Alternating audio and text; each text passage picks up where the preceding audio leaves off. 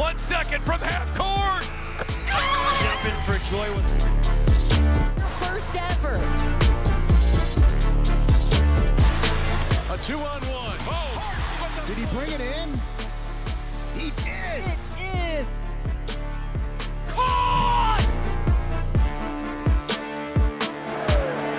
On another beautiful autumn day in Dayton, Ohio, we welcome you inside the Nutter Center on the campus of Wright State University for the Ohio High School Athletic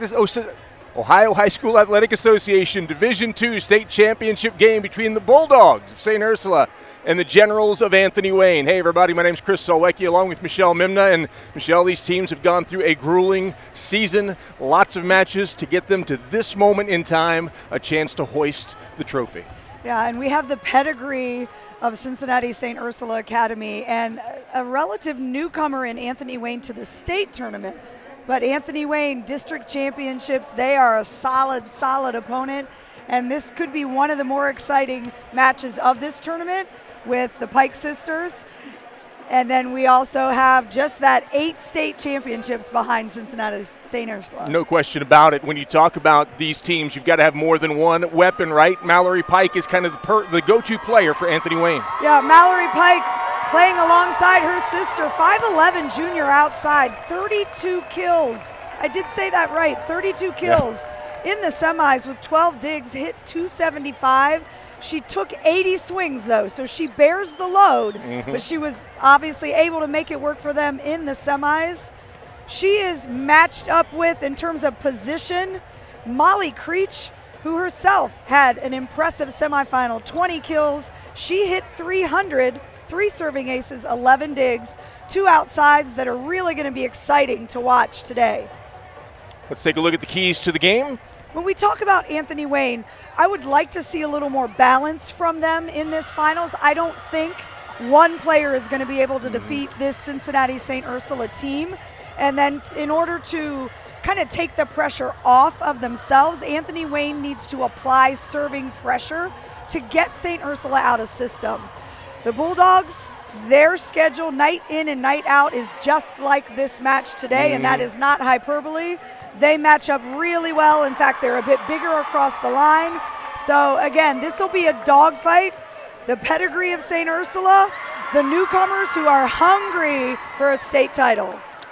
4 state champions will be crowned today inside the Nutter Center. Beginning with Division II, we'll have the first serve for you next on the OHSAA and NFHS network.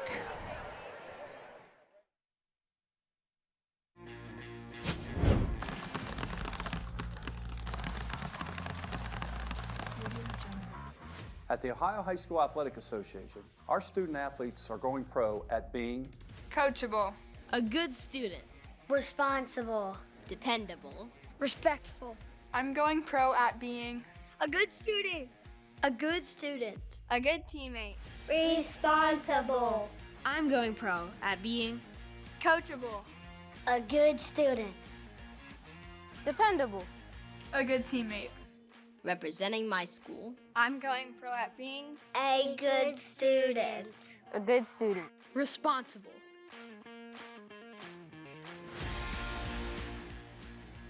Let's go pro at respecting the game. Respect the game. respect the game, respect the game, Respect the game. respect the game.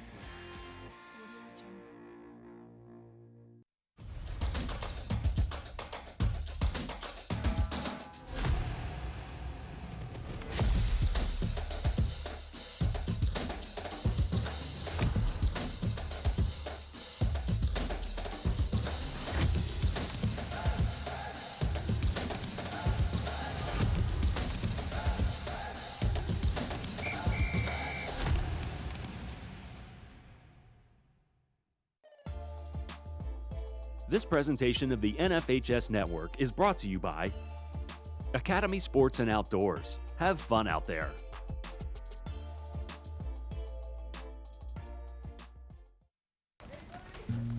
This is the start of something fun. Kind that's best had outdoors. Where family gathers, and adventure awaits. The good tidings that make for even better times. And with the right stuff at the right price, the most wonderful time of year happens here. Academy Sports and Outdoors. Have fun out there. High school sports fans, relive your favorite moments. Just click the shopping cart below the video player to get your digital copy today.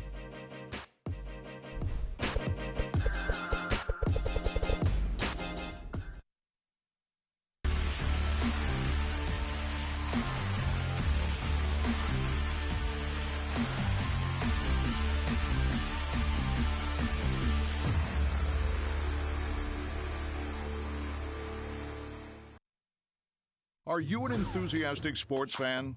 Want to have fun and get in on the action? Heck yes, that'd be awesome. Have great attention to detail. Want to stay active? Definitely. Want to give back to the student athletes in your community? Obviously, yes. Then you'd make an excellent high school sports official. We need more officials across the country because with no high school officials, there are no high school sports. Sign up today at highschoolofficials.com.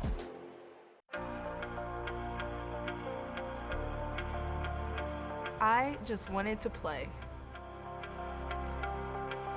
I just want to play. I just want to play. I just want to play. Play. Play. Along the way, I'm learning Sportsmanship. Sportsmanship. teamwork, Teamwork. How to work hard. How to work hard. Discipline. hustle, Sacrifice. how to be a leader. Dedication.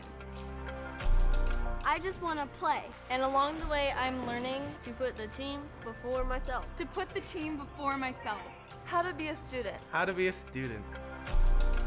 I'm learning to set a good example. How to work hard. To accept responsibility. That I represent my community. That I represent my community. I just wanted to play, and look where it took me. She's done it! Tiana Bartoletta has done it! From Elyria, Ohio, now an Olympic gold medalist.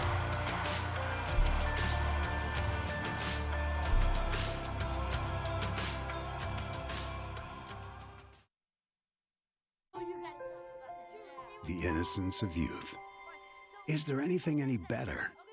But soon they'll be in high school and facing all the same challenges you faced. How to make friends, how to fit in, how to be cool. We want our children to have everything they'll need to live fulfilling and productive lives. Make sure the kids in your family are among the more than 350,000 participants here in Ohio who take part in high school sports.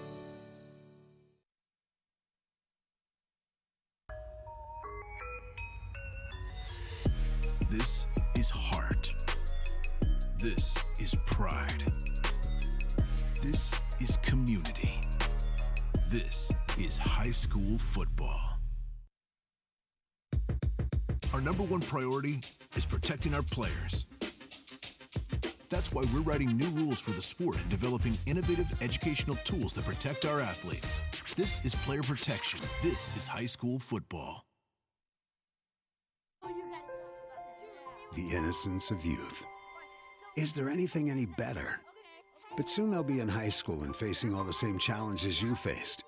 How to make friends, how to fit in, how to be cool. We want our children to have everything they'll need to live fulfilling and productive lives. Make sure the kids in your family are among the more than 350,000 participants here in Ohio who take part in high school sports. Welcome back inside the Nutter Center as we get set for the Division II State Championship for the Ohio High School Athletic Association. The starting lineups beginning with Anthony Wayne, number 1, Ryan Jurwa, number 3, Leah Pike, number 4, Mallory Pike, number 5 is Aubrey Rieger, number 6, Elena Carlson, number 7, Charlie Gardner, and number 10, Elise Johnson. For St. Ursula, number 2, Emma Fritsch, number 3, Emsley Bernard, number 5, Nia Jones, number 6, Molly Creech, our player to watch, number 7, Penelope Bollinger, number 8, Lauren Durger, and number 9, Gabby Simona. The head coach for Anthony Wayne is Chrissy Graven. The head coach for St. Ursula is Gretchen Krimenit. We're just about set to go. The officials for today's match include Norm Baker on the line, Andrew Jagger on the line. Matt Mossbrugger is referee number 2 on the floor. Richard Sullivan up on the ladder. He is referee number 1. Here we go, Michelle. Nothing better than state championship volleyball. I'll tell you what, and you can see we've got student sections here already jumping up and down. This is going to be a great matchup of size and pedigree. Good serve, middle back. Quick one in the middle. Hammer down. The Generals strike first on a big swing. And right away, that's Leah Pike coming into the middle on a second tempo ball. Hits that left back corner of the St. Ursula defense. Couldn't have had a better start if you're Coach Graven. That brings Jessie Kennelly to the serving line. Good bump from the back. Flat-footed over. Quick one in the middle again. There's Pike again. This time it's blocked. Back set. Big swing off the touch and down in front. One apiece.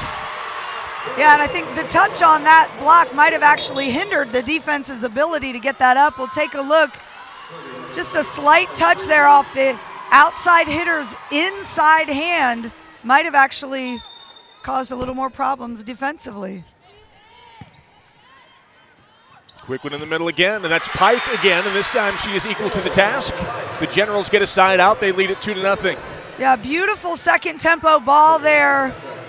You can see Pike gets the middle blocker's hands, Lauren Dorger, before Dorger is really even at the top of her jump. Skip serve.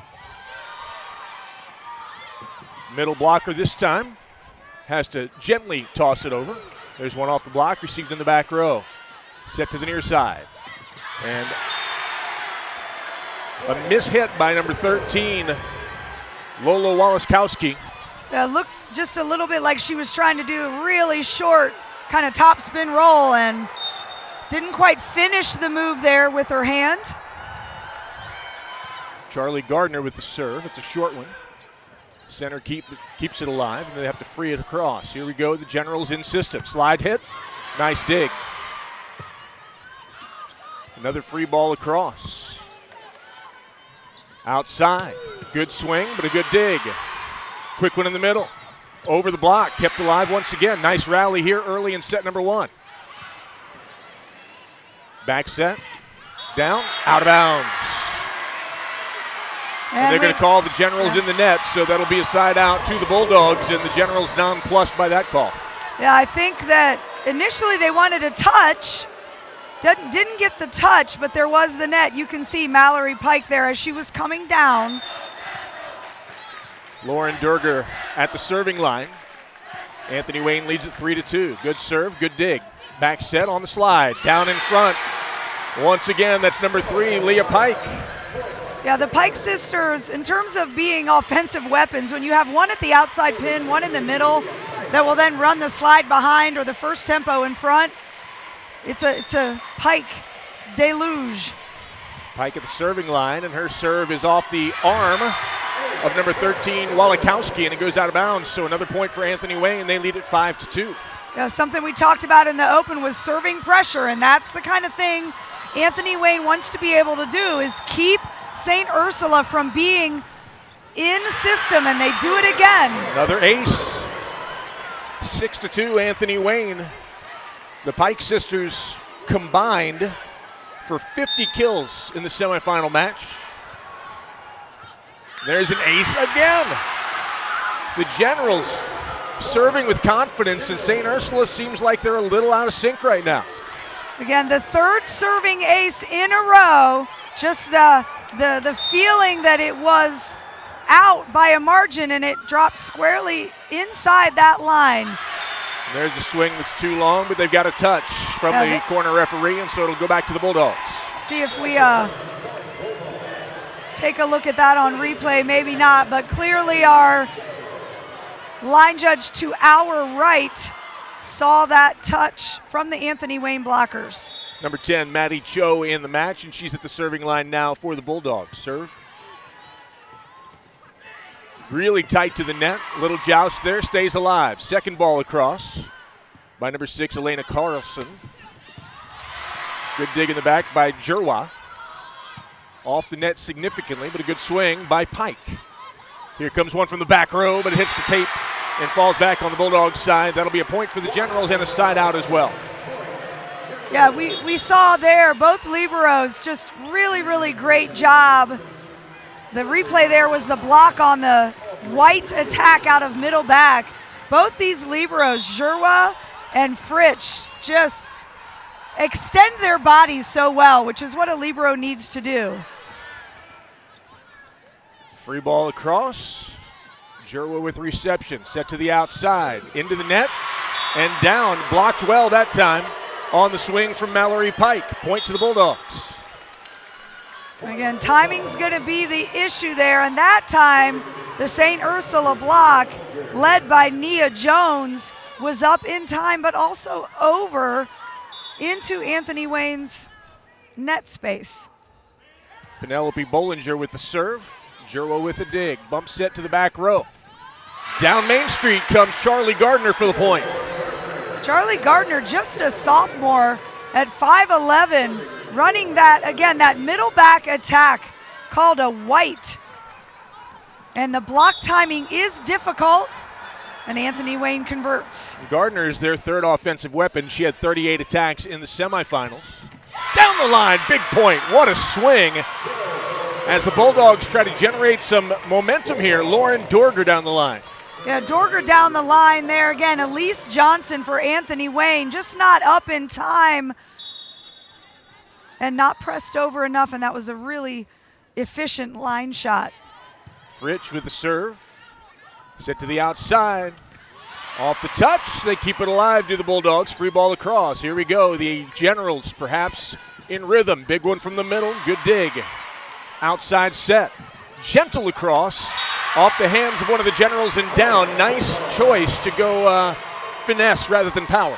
Yeah, saw the block in front of her, and then Alina Carlson did what middles do. We train them to pop that ball back up, but the defender was much too underneath defensively to then make a play. Fritsch serves the left back. There's a back row set. Quick one in the middle. Off the touch. They keep it alive. Bumper to the outside. Keep it alive again. Back row swing. Another nice rally between these two. Good swing off the touch, but they can't keep it in play that time. Another point for the Bulldogs. They now trail by only 2, 9-7. And that again was Molly Creech, the 5'11" junior. Attempt to dig defensively, but cut much too well by Creech. That serve by Fritsch goes too long. So, here in the first set, Anthony Wayne leads it by 3, 10-7. To the serving line is Ryan Jerwa. Jerwa, a 5'3" senior libero.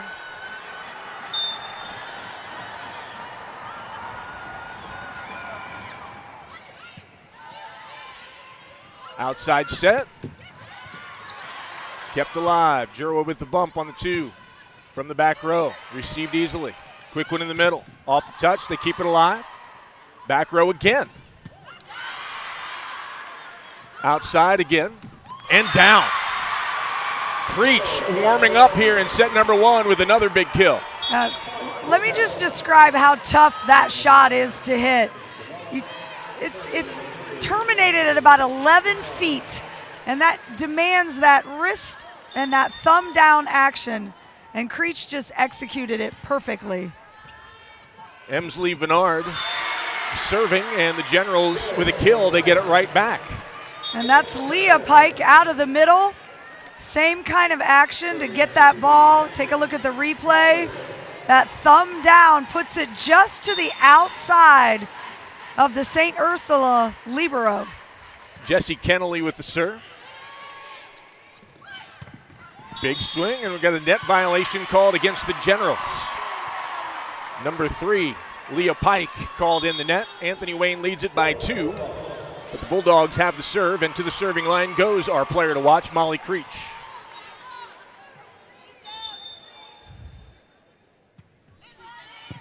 Jerwa with the dig in the middle. Gentle across, and that is great decision-making by Leah Pike. Yeah, Leah, as a middle, again, needs to be available early so her setter can see her.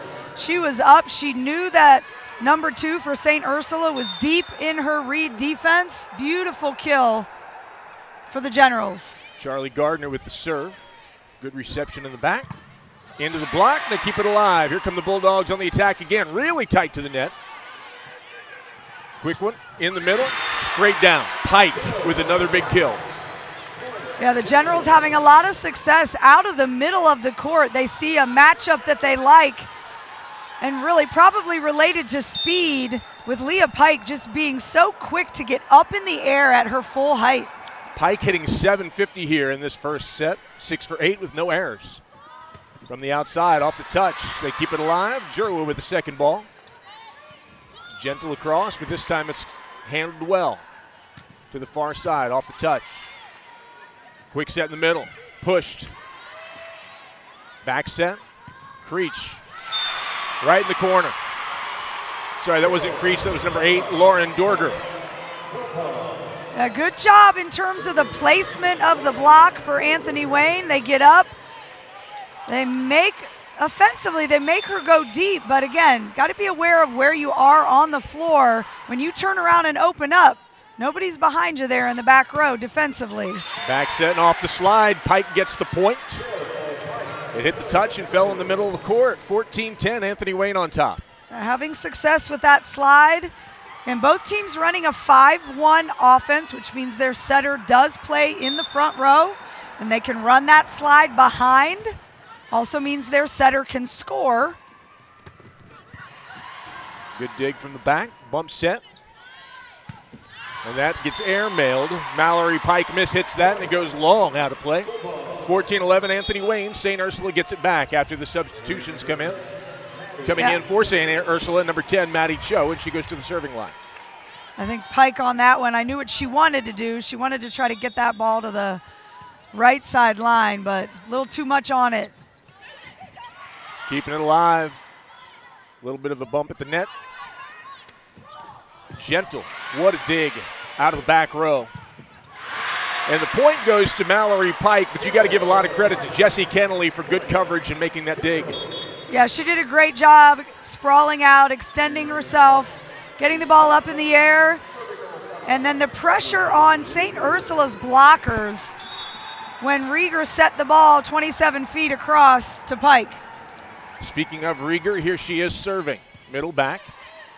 Quick one in the middle. Kept alive. Ursula doesn't get a lot of attack opportunities. Got one there. And there's a good dig by the Libero. Bumper. Back row swing off the touch. That's a point. Charlie Gardner. Maddie Cho and Creech that time really kind of playing defense in the same spot on the floor. They got to maintain some spacing there in terms of their defense against an attack in the right side of the court from Anthony Wayne. Timeout taken on the court. 16-11 is our score. Anthony Wayne on top. Hey, fans, with tournament time upon us, go to the OHSAA website to find brackets, scores, and news from around the state. At OHSAA.org, you can also purchase state tournament tickets, photos, souvenir apparel, and programs. Remember, your tournament headquarters is at OHSAA.org. So, Coach, put your coaching hat on for a second and let's talk about St. Ursula since they're kind of behind right now. What might they want to do to adjust and be able to defend a little more completely? Well, they can't get aced. They've already been aced at least 3, and there might have been a third, but you know, that's a point where you're not even giving your offense, a powerful offense I might add, you're not even giving them a chance to test Anthony Wayne's defense. So those in serve receive, that ball needs to be in the air. I tell my team all the time, doesn't have to be perfect, but the fact is getting aced is easy points for Anthony Wayne. So they need to shore up that serve receive, and I think their blockers need to be up earlier and pressed over against these Pike sisters from Anthony Wayne. Well, it's interesting you mentioned that because Anthony Wayne's up 5. They have 3 aces versus none. Aside from that, kills and attacks very, very even between these two teams. Quick one in the middle off the set. Set to the outside. Into the block and down. Great job for the Bulldogs. That's number 3, Emsley Vernard, who went up and got the block. And that's what we were just talking about. Look, she's up, she's over into Anthony Wayne's space. All right, and Pike really has nowhere to go because that set was a bit tight. Penelope Bollinger to the serving line. Short one. They keep it alive. Good swing, but great blocking defense by the Bulldogs. Second ball across. Jirwa keeps it alive. Pike. And they're going to call 4. That ball didn't cross the net. It hit the tape and came back, so that's 4 hits against the Generals. And that was going to be tough because it was out of system and it was low. Yeah. Out of system high you can work with, but out of system low is pretty much a trap set, and that's what happened there. Bollinger coming again. Good reception in the back row. Outside. Gently tossed across. Good job adjusting at the antenna, though. And there is Molly Creech, who hits it off the block. That's called a tool, and that's called a point for St. Ursula, who trails now by 2. And I think St. Ursula, again, you take this, Creech purposefully is going into the hands of number 10, Elise Johnson. She's using that block, and that's a matchup that St. Ursula really likes right now. Bump set to the back. Down the line. What a great placement by Mallory Pike. Didn't hit it hard, but hit it in a perfect spot to get the point and get the side out for Anthony Wayne. No, and that's exactly what Mallory Pike was trying to do a couple plays ago when she airmailed it.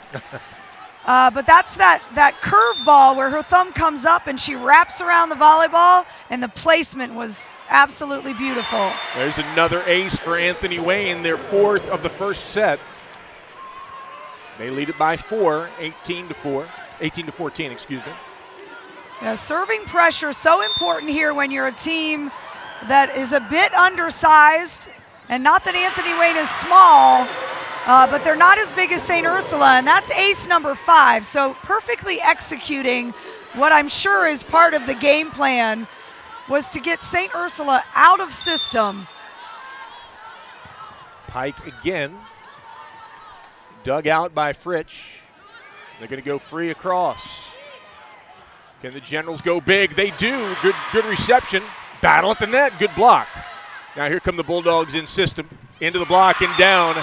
Nice swing. That's Molly Creech again. So you can understand, see what happens when St. Ursula is in system as opposed to when they're either getting aced or they're out of system. So we understand Anthony Wayne's game plan. And again, you know, Creech really, really doing a great job of taking advantage of the block on the right side and in the middle. Back row down the pipe for the score, Mallory Pike. The 2 key players you talked about at the beginning of our match, Molly Creech, 6 kills, 7 attacks, no errors, hitting .857. Leah Pike, you chose Mallory, but her sister Leah, 7 kills on 10 attacks, no errors, hitting .700. Ridiculous scoring by these 2 players. So when you think about, though, at the end of the match, those 2 might have very, very even numbers. So what are the things that make the difference? Right. Aces, right. Blocks. So coach's game planning isn't about who can hit the hardest and bounce the most balls off the floor. What can you do in other aspects of the game? Net violation called against the Generals. That was the setter, Aubrey Rieger, who the pass was very tight to the net while trying to set it. She got her shoulder in there. Yeah, and again, those little things we talk about, 3 net violations. I think that might have been a center line violation with the setter's foot. There's an ace for the Generals, their 1st of the match. So when you think about the intricacies of the game, both of these teams running a 5-1, both of these teams playing perimeter defense, which means they get to a read position and they crash. So it's going to be the things that separate them. Toss across. Can they keep it alive? They do. What a great effort by the Bulldogs.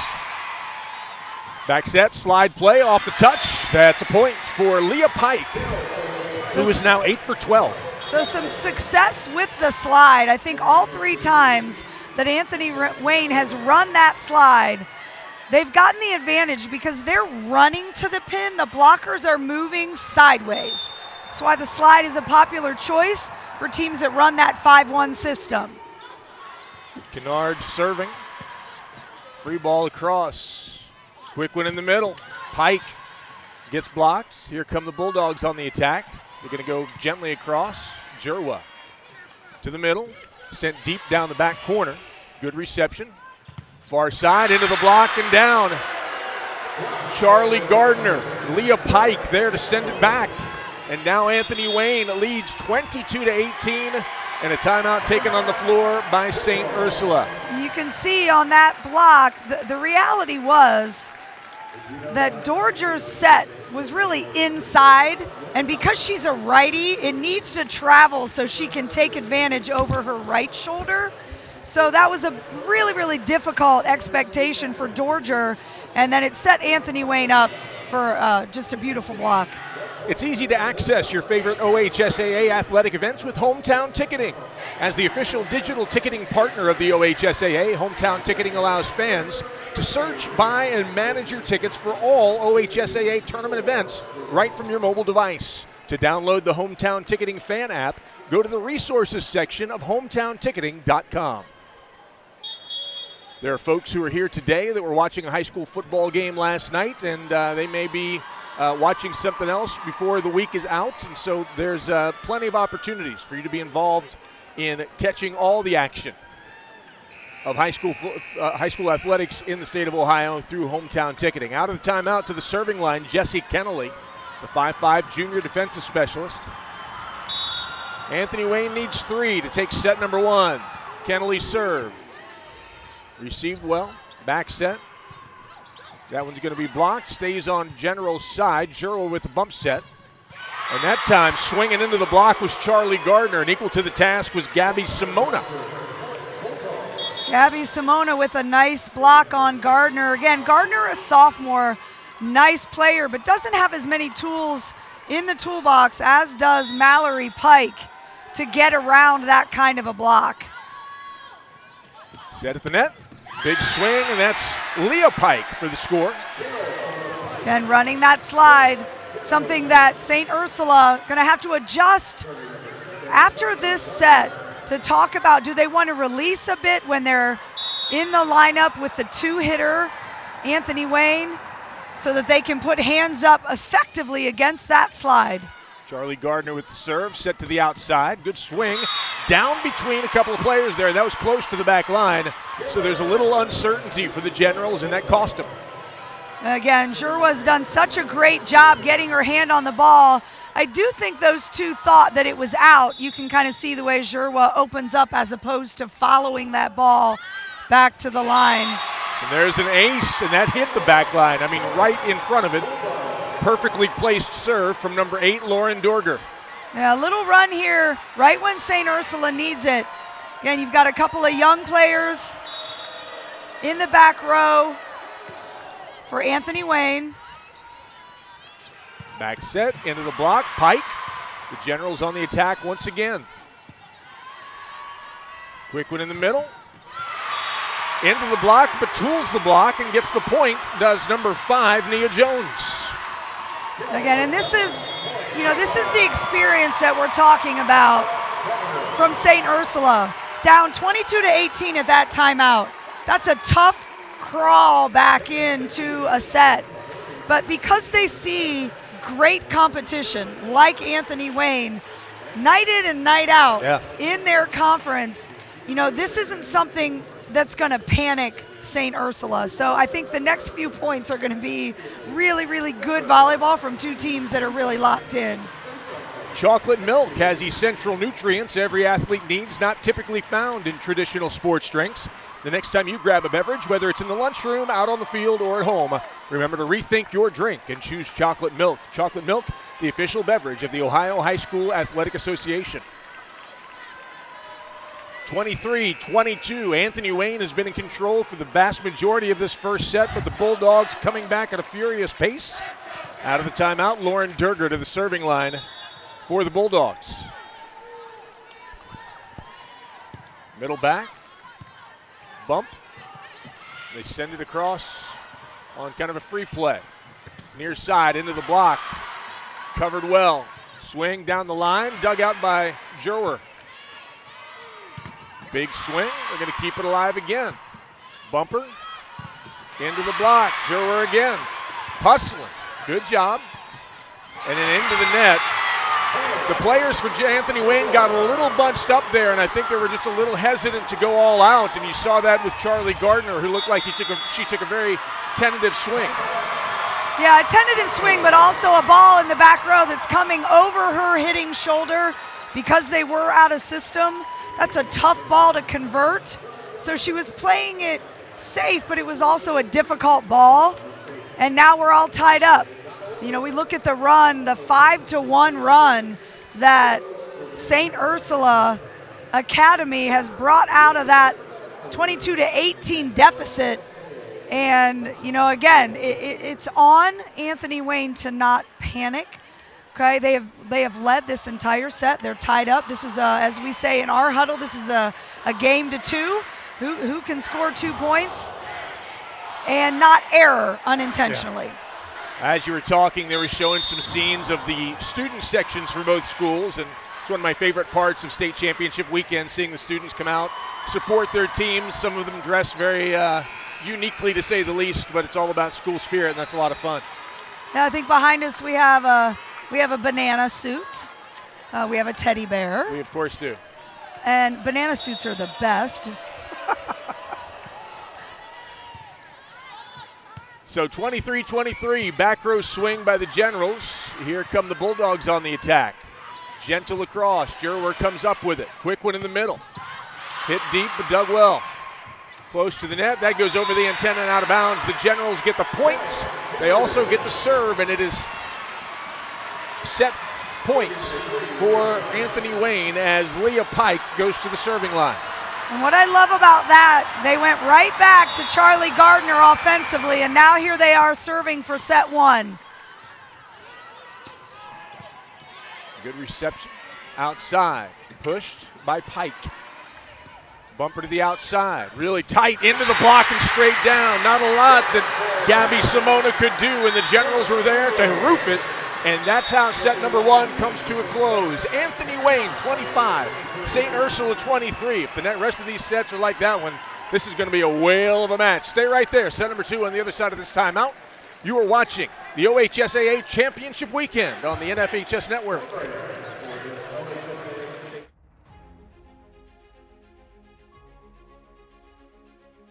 Welcome to the OHSAA. Every day we work too. Take the regulations on these pages and to apply them to real-life situations. To serve our member schools. And our officials. And to run the best state tournaments in the country.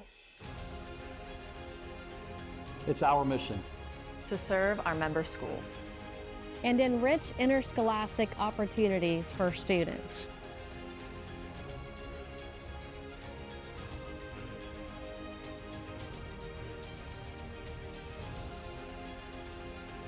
Welcome. Welcome. Welcome. Welcome to the OHSAA.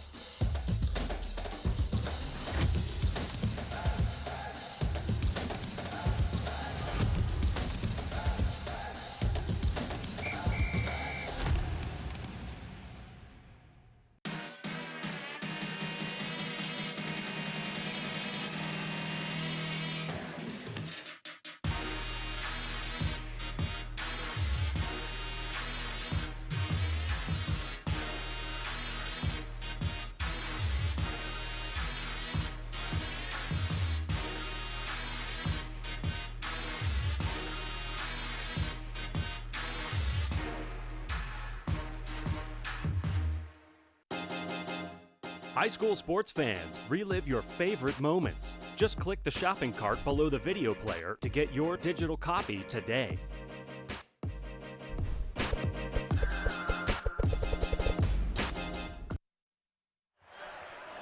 Welcome back inside the Irvin J. Nutter Center on the campus of Wright State University.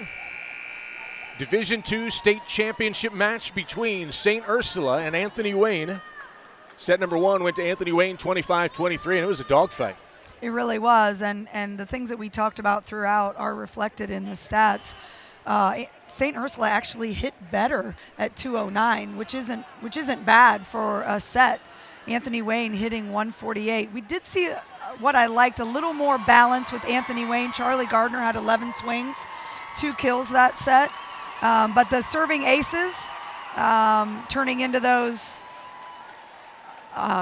reception errors, 5 aces for Anthony Wayne and only 2 for St. Ursula. I would really like to see the setting placement for St. Ursula to their right side. Dorger get better because she's been trapped a couple of times, really not anywhere to go, and I think that they need to improve that. And then I think Anthony Wayne really needs to shore up their right side block against Molly Creech, and that's where Creech was able to score. But yeah, a great first set. You can't argue with a 2-point set, and I expect some adjustments to be made from both teams. And that set 2 will be just as exciting. Speaking of Molly Creech, 6 kills, no errors, 8 attacks. So she hit 750 in the first set. Leah Pike was the big swinger for Anthony Wayne, 9 kills, 17 attacks, no errors. She hit 529. Also, she had 3 of those 5 service aces for Anthony Wayne. So the Generals will serve first in set number 2. To the serving line is the libero, Ryan Jurwa. Jurwa diminutive in size, but all over the floor in that first set. And her swing is received in the back, set to the outside, into the block. They keep it alive, but they're going to call a net violation against Pike. And so the point goes to the Bulldogs, side out, St. Ursula. So right away I see they have moved Elise Johnson out further as a right side blocker. So the placement was great. They actually got the block, but then the net foul. Good reception in the back. Big swing up and down. Goodness gracious. Leah Pike. She saw great elevation and was able to put the ball straight down. Yeah, and I think one of the best things about Pike is her timing. She's up. Her setter sees that she's there, and she can turn it left or right because she has a single block. Her timing is one of the best parts of her game, and then obviously a very fast swing, which is what you want for a middle hitter. Penelope Bollinger checks in for St. Ursula. To the serving line for the Generals, Jessie Kennelly. 1-1 is our score. And now Kennelly ready to go. She serves. Bumper to the outside. Kept alive by Charlie Gardner. Real tight to the net. Good job by Gardner, but it goes out of bounds. There's no touch called. The Generals wanted it, but Gardner couldn't keep it in play, so it'll be Bulldog ball. They lead 2-1. And we'll take a look here. Yeah, it's hard to tell. My first impression was there was a touch, but again, I'm sitting behind a table that's about 45 feet away, so we'll leave those calls to the experts. So I think they're going to go to the – got to make substitution here. 2-1, St. Ursula with the lead. After that momentary timeout for discussion about whether that was touched or not, we're ready to roll. Lauren Dorger. Jurwa digs it, bump set to the outside. Charlie Gardner with a good swing, but received well. Down the line, kept alive. Good communication by the Generals. To the outside and down in front of Jurwa. That's Molly Creech with a big swing. Again, Molly Creech really showing her ability to hit what we call the cut shot. Hard cross, making Jurwa play from inside the court to outside, which is a very difficult thing to do for a defender. Quick one in the middle. Pike off the touch, and they couldn't find it. Creech was looking all over. The ball came down her back as she was spinning around trying to figure out where it was. Getting a little bit of help from the net tape on that one, and middle blocker Actually, Creech in there helping on that quick attack. Turned 360 degrees and didn't quite realize where the ball was. Gardner serves deep. Received well. Out to the near side. Set to the outside.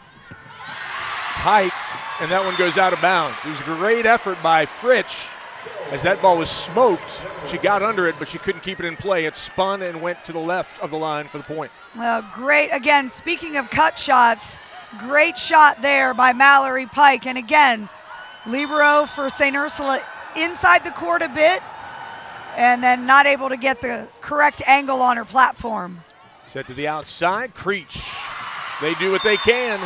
Jerwa got a hand on it, as did Kennelly, but that ball was smoked by Creech as well. Point St. Ursula.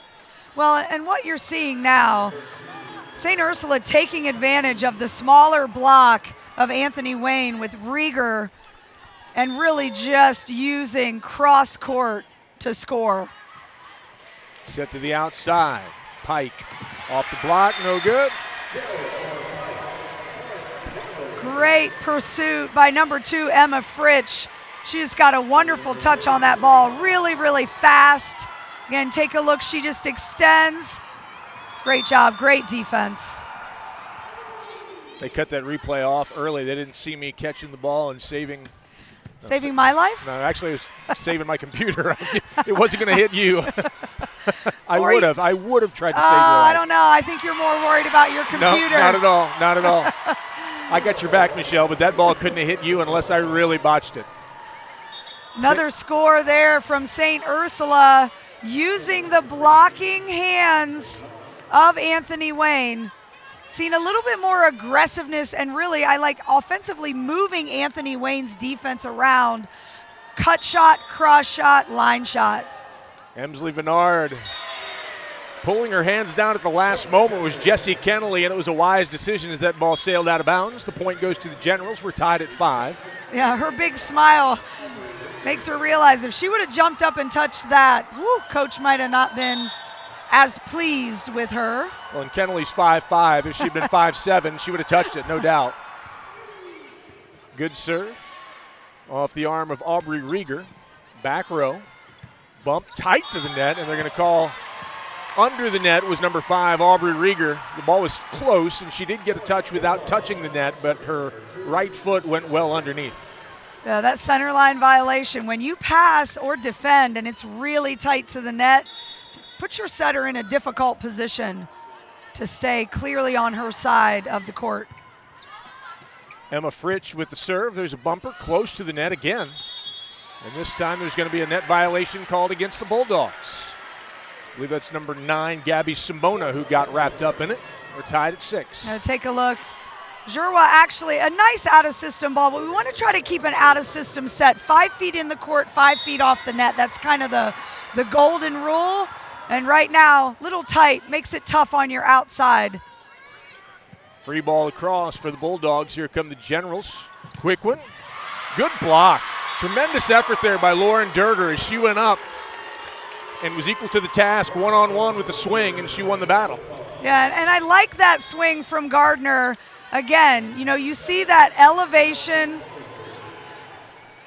but St. Ursula doing a better job of meeting the hitters from Anthony Wayne on the other side of the net. Penelope Bollinger to serve for the Bulldogs. Jerwa comes up with it, bumper, back row swing. This is going to be a free ball across by Fritsch. Here come the Generals. Quick one in the middle, pushed across. That's Charlie Garner, and she did a good job. If she'd have hit that, she'd have hit it 6 feet out of bounds, but by pushing it across, she gets the point. Yeah, again, not liking kind of where the angle was. It was behind her arm a little bit, so those fingertip pushes can be very quick, and in a perimeter defense, it's your corners that are vulnerable. Ryan Jerwa with the serve, set backward, down the line, and that's out. With a net violation called against the Generals, so it doesn't matter that the swing was out. It's going to be General ball or a Bulldog ball. Yeah, and right now you're seeing quite a few times where Anthony Wayne has won the point, but a net foul or a center line foul has given the ball back and the point to St. Ursula. I believe there have been 6 of those in this match to this point. Quick one in the middle. Pike down. Big swing. Goodness gracious. Leah Pike just continues to have a great match. That's now 12 kills on 20 swings with no errors. So you're Coach Graven, and you've got these sisters, and their last name's Pike. Yeah. And you're pretty happy about that. Wow, just a wonderful duo, playing different positions, but equally terminal. There's a dink across by Emsley Bernard, and she finds a great spot. Jurwa was coming to her right, and the ball went just to her left. She couldn't reverse her footing in time. Yeah, and Bernard, sensed that and has probably been kind of watching where Jurwa has been playing defense. Beautiful point from the setter from St. Ursula. Gardner with the swing, but that's well received to the outside. Overpass. Kennelly kept it alive for the moment, as did number 5, Aubrey Rieger, but that ball was unable to get above the tape, and so the point comes to St. Ursula, who now leads it by 2, 10-8. Yeah, really great dig here. First by Jurwa, and then defensively by the DS from Anthony Wayne, but unable to terminate. Back row, covered. Quick one at the net. Pike tosses it across, kept alive. Good coverage that time by Maddie Cho. Swing, that one's off the block. Great dig. Set to the outside, pushed across. Charlie Gardner comes right back. Gardner again off the touch. And that's a point. Gardner sent it deep. Durger got a hand on it, but nothing more, and the point goes to the Generals. Yeah, and that play and the play before that, I wanted to say, Jessie Kennelly, all right, has had 3 or 4 just tremendous digs, keeping her team in it and alive to allow either Gardner or one of the Pikes to work offensively for the Generals. Gardner at the serving line here. Second ball goes across the net. Third ball goes across the net but goes out of bounds. That was a tough one. The setter had to do a one-handed set, and the hitter couldn't adjust the spin to keep it in play. Yeah, a lot of times that one-handed set, it goes away from the setter and the hitter's body because it's hard to get underneath it without lifting the ball. Bump set to the near side. Big swing off the top. Pike pushes it down the line. Was it touched? It was. 11-10. Anthony Wayne has the lead again. St. Ursula has been leading for most of this match, most of this set, I should say. But now it's 11-10 Anthony Wayne, and Charlie Gardner continues to serve. They're on a 3-0 scoring run, are the Generals. Yeah, just the Generals really know who they are. They trust one another. They know they have offense in the front row and the back row in any rotation. And really doing a great job against, a seasoned team in St. Ursula. Off the touch, here come the Generals. Up and down, big point. That's Leah Pike again. 12 kills, 22 attacks, no errors for Leah Pike. So for those people enjoying from home or watching here, just to really appreciate the speed of Leah Pike's arm swing, it's truly something that you don't see. A lot of middles have big, winding arm swings, but she is just got incredible speed. What a swing by Molly Creech. St. Ursula needed that one. They got one in system. They got a good position, and Creech went up and absolutely smoked it down the line. And it's almost like Creech heard me talking about Leah Pike and said, hey, listen, the speed of my arm is something to behold as well. She swung right in front of us, and that was impressive as well. There's one swung into the block, but comes right back. Side play, no, they're going to call a double on Aubrey Rieger, the setter. Yeah, first time we've had a ball handling error. 2 very, very clean setters for these teams, but that one clearly touched twice. We have talked a lot about Leah Pike. Let's not ignore Molly Creech. 10 kills, 1 error on 21 attacks. She's hitting .429. I mean, they say 250 as a pin is a fantastic percentage. And again, so to hit above 400, wow. Yeah. And that's for the match, not the set. Great serve. It's an ace for Leah Pike. 6th service ace for Anthony Wayne here in the match. Well, we're watching in real time why these teams have lost only 5 matches between the two of them all year. Outside. Good cut. They can't keep it alive. That was a tremendous swing by Wallaskowski. She was near the antenna, was able to adjust her body, and a nice point for St. Ursula. Yeah, Wallaskowski, again, just that cut shot. If there's one thing that Anthony Wayne hasn't regularly been able to defend, it's that 11, 12-foot cut shot. Wallaskowski is a 6'1" sophomore. So St. Ursula is going to be building around her for a couple of years now. There's another one down the line. This time she can't find it. And the point goes back to Anthony Wayne. Side out for the Generals, who lead at 15-13. Well, and you can see St. Ursula really strategizing just by the placement. You know, what they're trying to do. They're looking at the block in front of them, trying to put that ball deep over Jessie Kennelly and hitting the ball out. Aubrey Rieger to serve for Anthony Wayne. Back set, good swing. Goodness gracious. I believe that was number 5 on the kill, Nia Jones. Yeah, Nia Jones, we called her name a couple times early. And there again, just quick arm speed. You want to talk about developing programs like this. It's not about athletes that were born with this. You've got coaches that are developing the skills and the technique of these players and how to dig a ball and how to manipulate hand. Mallory Pike manipulates her hand, and her hand-to-ball contact is absolutely fantastic. As you saw right there. Yeah, as a coach, these are the things, the little things. You know, you get your players doing this kind of stuff, you're playing at this level at the end of the season. Jerwa, really good dig. Back row swing by Pike, dug out. Bumper by Fritsch to the outside, pushed deep. Middle. Outside, Gardner finds the place on the floor, and the net violation against the Bulldogs on top of it. So the point goes to Anthony Wayne. They now lead by 3, 17-14, as Mallory Pike returns to the serving line, but not before the Bulldogs take a timeout. Yeah, what you're seeing right now is when both of these teams are in system, they're setting essentially second tempo balls to the antenna. And it's just too fast. It's too fast for either team, and they're playing perimeter, which means that zone 5-6 seam is vulnerable. And it, you know, if I can talk for a moment, it happened to us last night. You know, when we put St. Joe's in system, it was very, very difficult. Yeah. And you're seeing that speed has become such a big part of the women's game, and wow, it's a really, really good thing to have a fast team and to have a setter that can deliver that ball without trapping their hitters into the tape. Well, I know you and I have talked about it. Jackie Klein and I talked about it last night, just that the rainbow set that used to be the key element of so many offenses because it gave your outside hitters plenty of time. Now that almost disappears from the offense. It's threes, it's ones, it's back row sets. It's keeping the offense moving much more quickly. I mean, the way the game has changed, you know, there's a 0 tempo set. There's a double 0 tempo set. There's a push 0 tempo. I mean, it is, you know, I love that the game is speeding up. Speeding up. But yeah, it really has been amazing to watch the transformation of women's volleyball.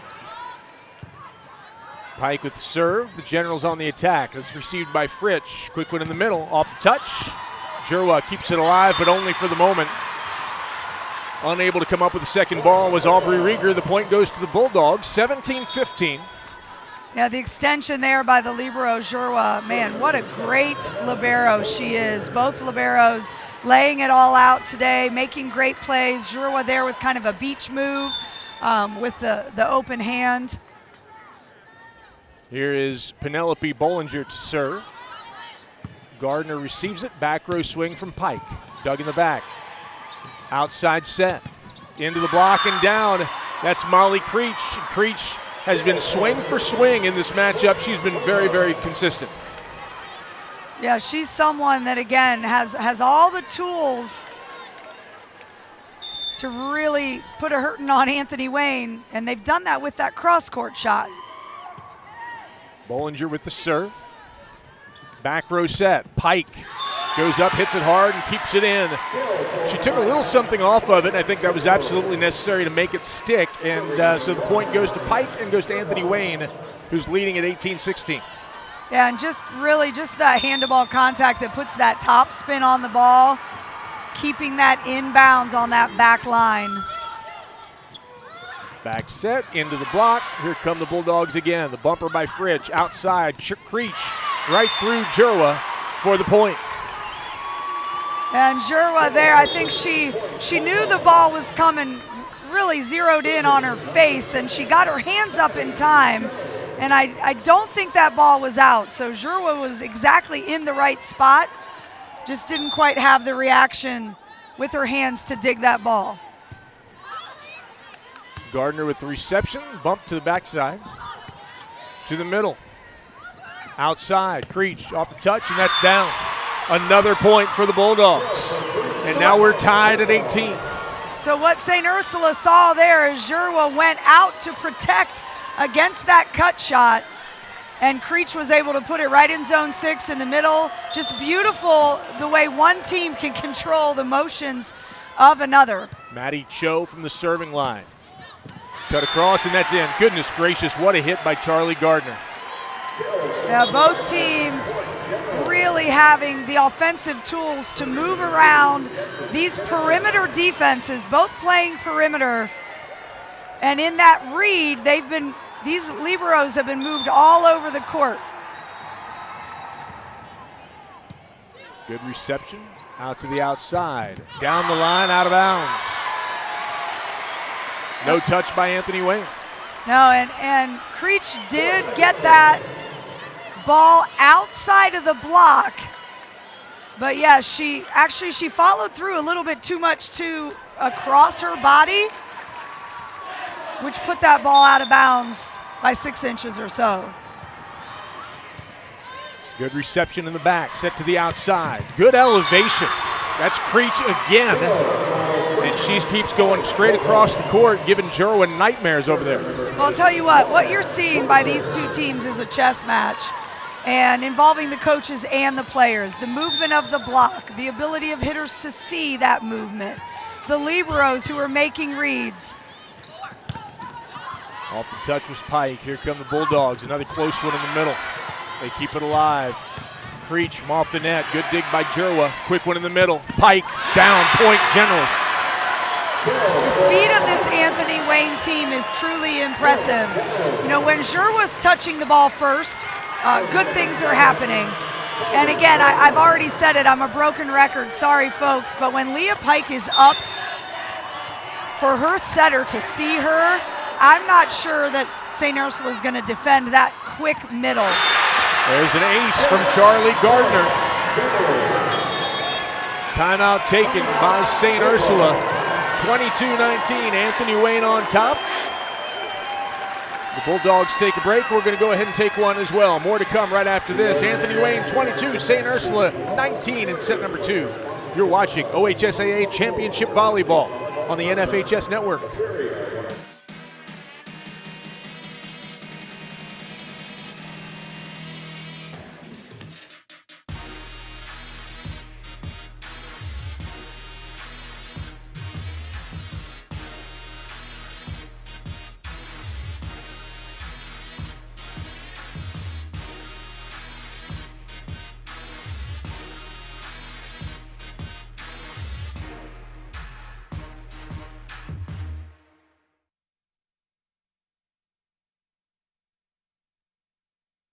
(22-19), Anthony Wayne on top of St. Ursula. For the Bulldogs, this is a huge moment in time for them as they lost set number 1, 25-23. We've seen people come back from a 2-0 deficit, but I'm sure they feel much better going into set 3 with a 1-1 tie. Charlie Gardner serves. Middle back, set to the outside. Creech goes up strong. That one's going to go out of bounds. So the ball was blocked and dug on the block, but it couldn't be kept in play. Good job by the Generals, and now it's 23-19, and they need 2 to take a commanding 2-0 lead. At the end of the set, we'll welcome in Normandy Burrow. We'll talk to her about a few things going on in other sites around championship weekend here in Dayton. Goes into the block and out of bounds.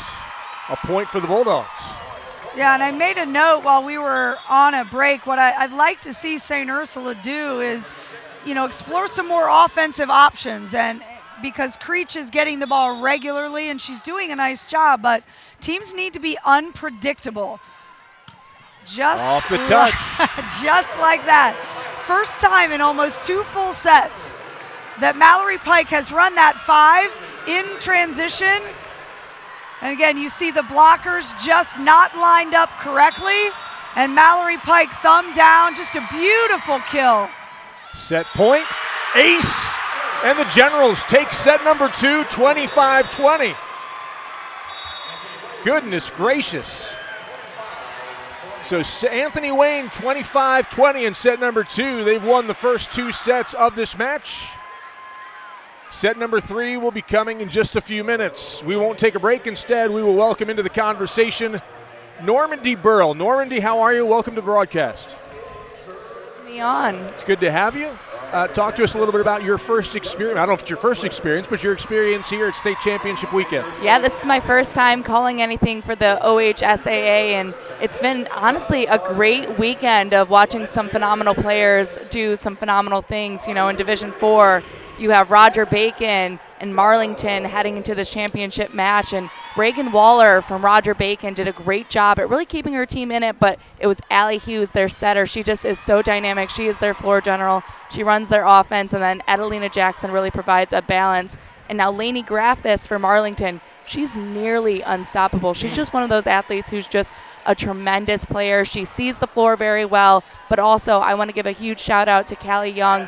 She waited on that freshman and JV team. Most players, they really want to climb up there and play varsity their freshman year, but sometimes you have to wait your turn, learn from the older players, and that's exactly what she did. And now she's doing a great job at running the offense, but a huge part of that goes through Lainey Graffis.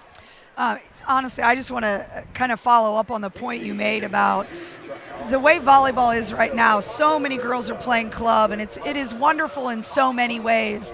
But the idea of I have stuff to learn and I have great people in front of me to watch, sometimes it can be difficult, I feel like, for athletes today.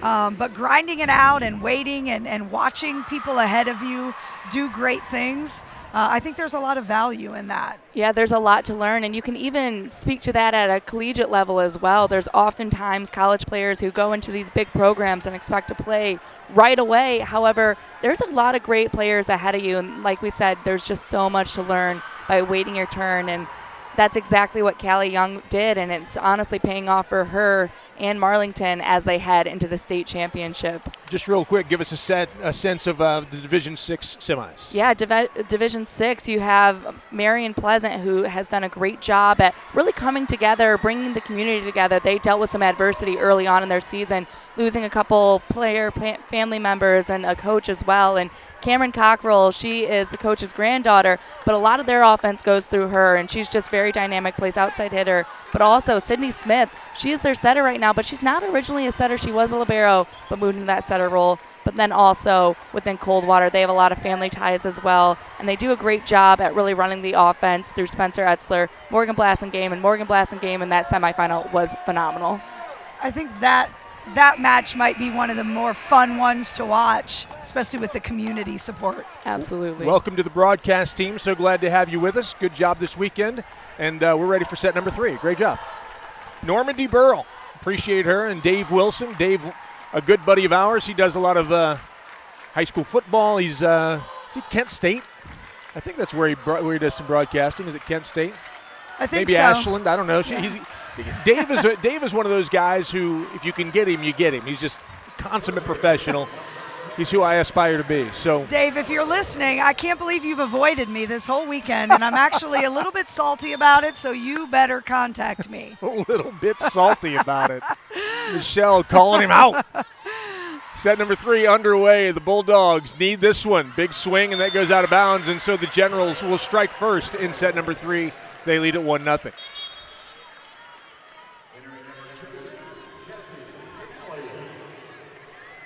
To the serving line will go number 2, Jessie Kennelly.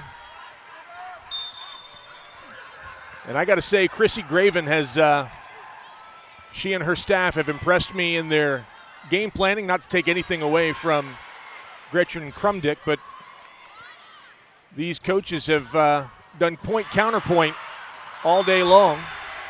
Well, and again, we talked about in the Open, Anthony Wayne is no stranger to winning district titles, being in high-profile matches. They're an incredible program. They have been for a very long time. And Chrissy Graven is an alum who has come back to coach.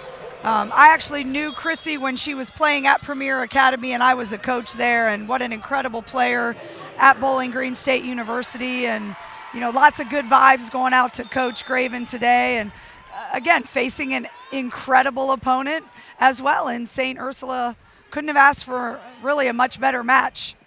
It has been very evenly matched, even though the score would suggest that the Generals have run away with it to this point. That's not actually the case. It's been nip and tuck, fighting for every point all morning long.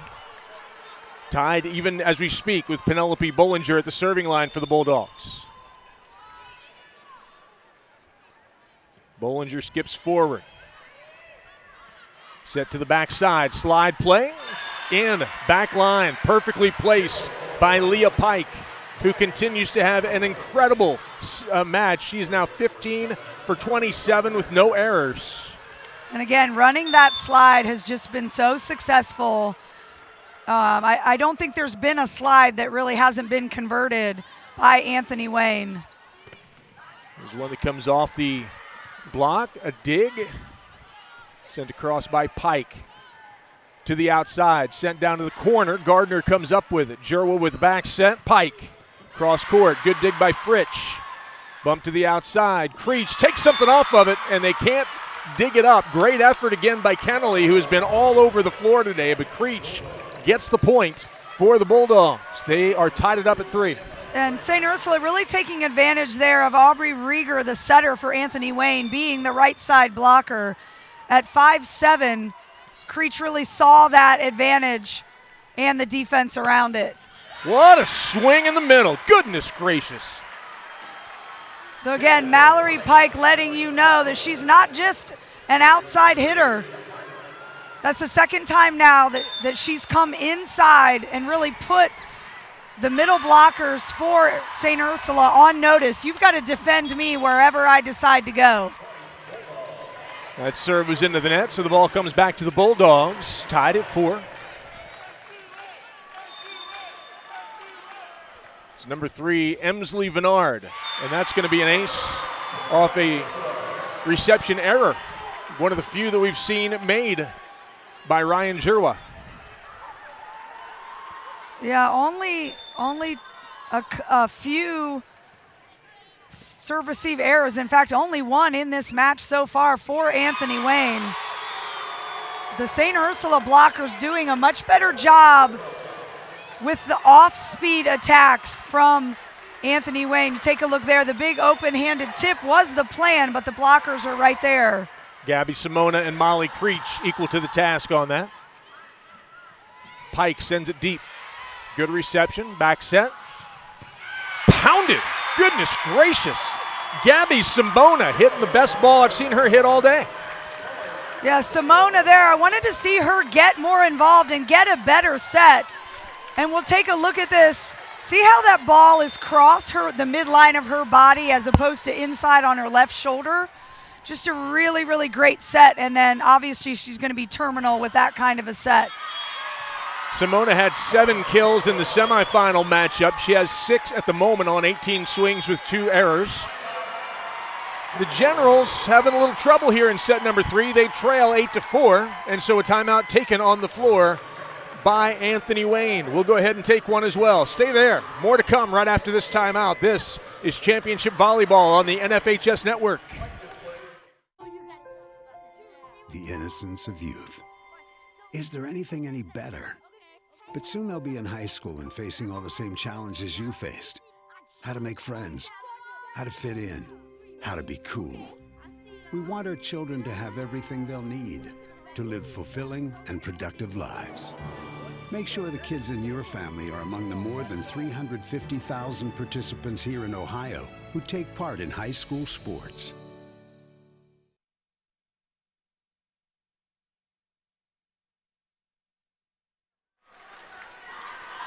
Eight to 4. St. Ursula has the advantage over Anthony Wayne, causing the Generals to have taken a timeout. It's the first time that they have found themselves in this position in the match.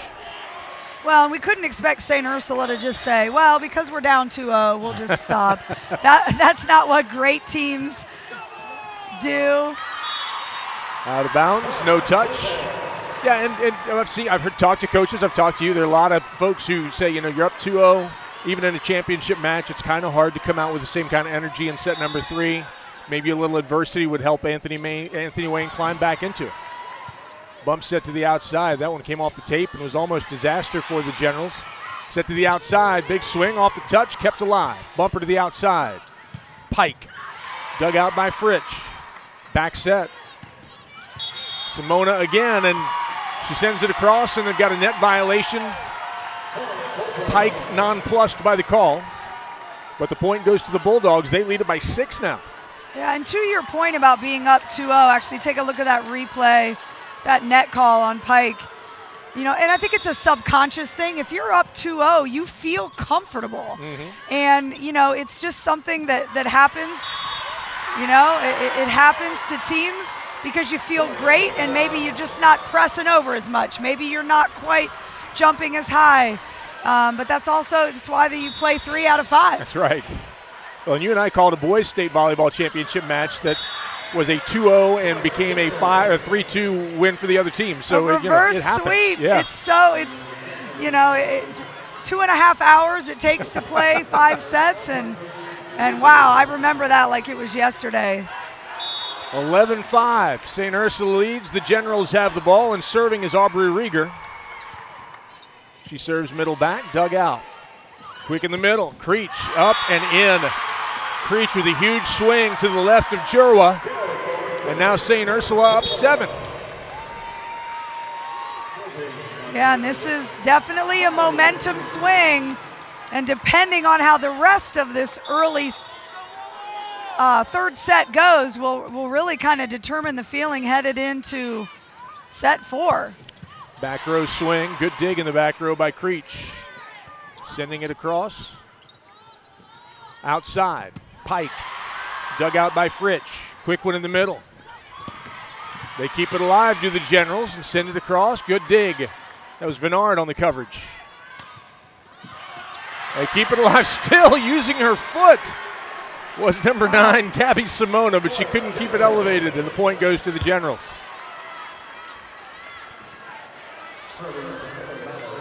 Using your foot's legal. It is just so legal. We're clear. It is legal. Didn't used to be. Certainly not ideal. Fritsch with a bump. Off the touch and down. That's a point for Lolo Walaskowski. Yeah, there's something about canvas and leather that doesn't really scream ball control. Yeah.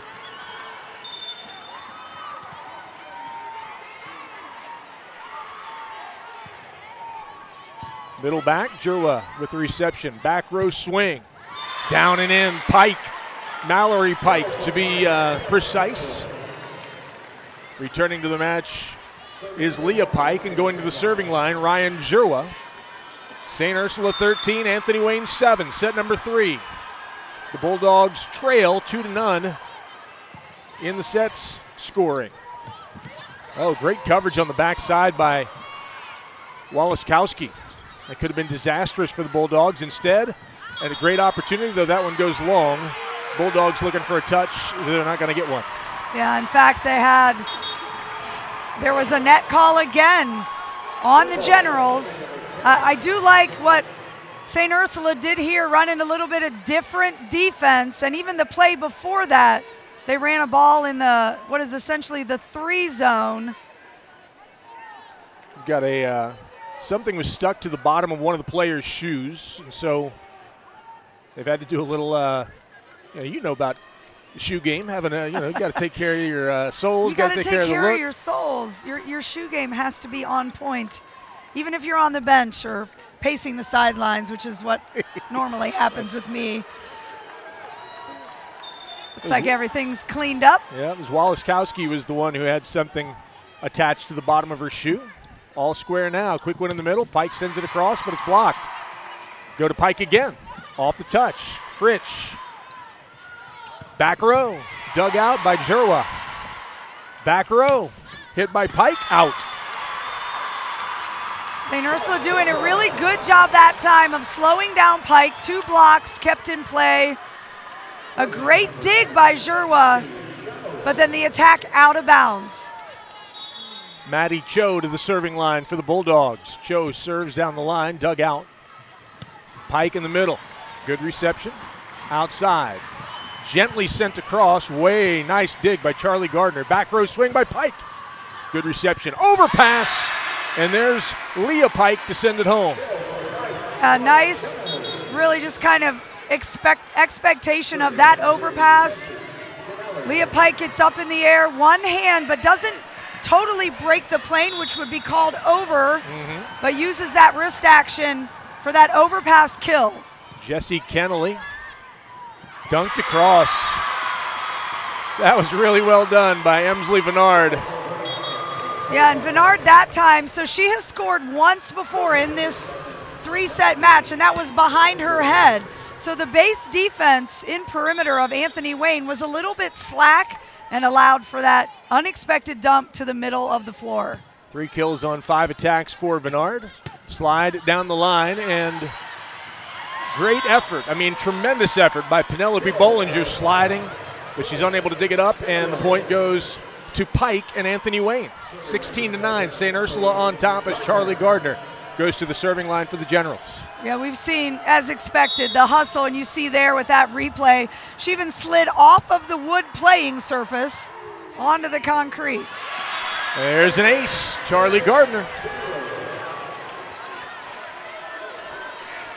So that serving pressure, something that Anthony Wayne was able to apply early with another ace. Gardner again. Anthony Wayne trails by 6. Fritsch with the reception. Vennard to the outside, into the block. They keep it alive. Fritsch sends it across. On the slide, that's down in front. Pike again, Leah Pike. 18 kills on 33 swings. No errors. And I can't tell you again with that slide, but again, look how inside, so that's a slide that, you know, some programs might call a 7 or a D or an I, but it was inside and those blockers were split for St. Ursula.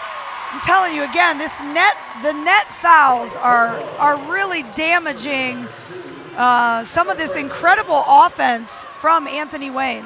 Mallory Pike, the guilty party that time. So 17-11, St. Ursula with the lead. It'll be Emma Fritsch to serve for the Bulldogs, and she sends it too long. Serving error. So obviously serves that go out, that's an unforced error. What about a net play? Is that an unforced error? So it would be considered an unforced error because the other team, you know, didn't have anything to do with that, yes.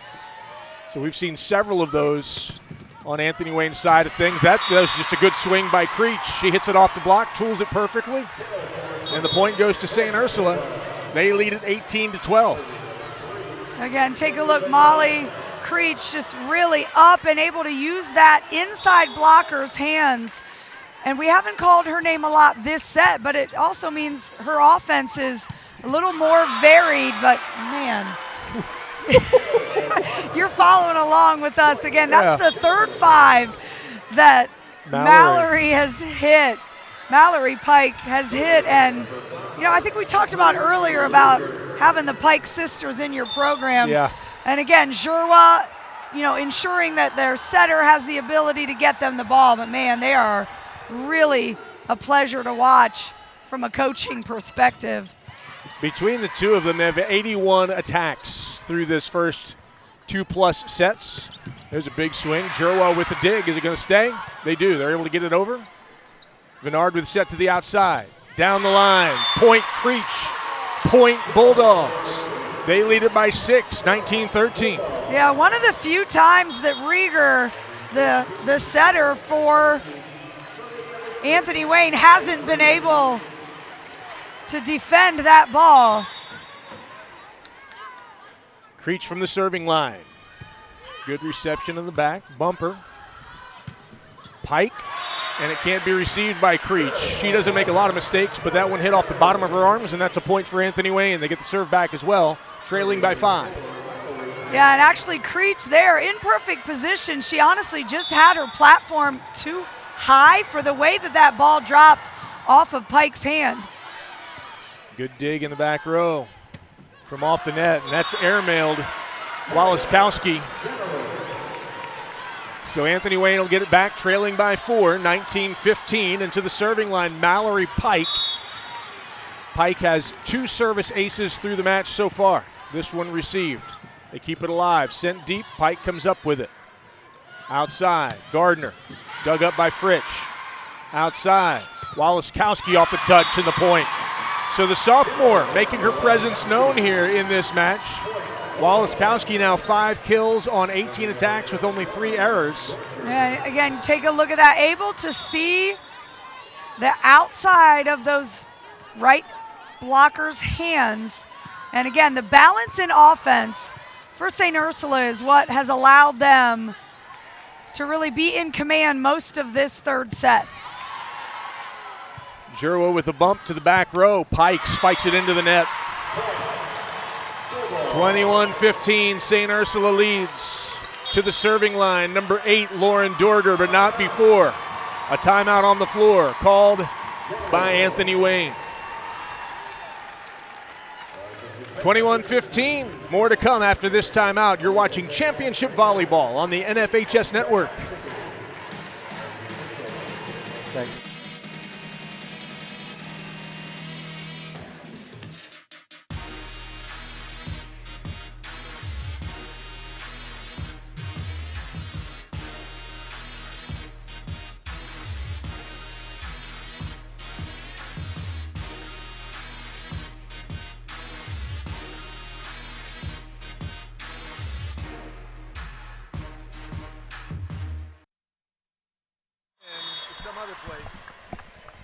Welcome back.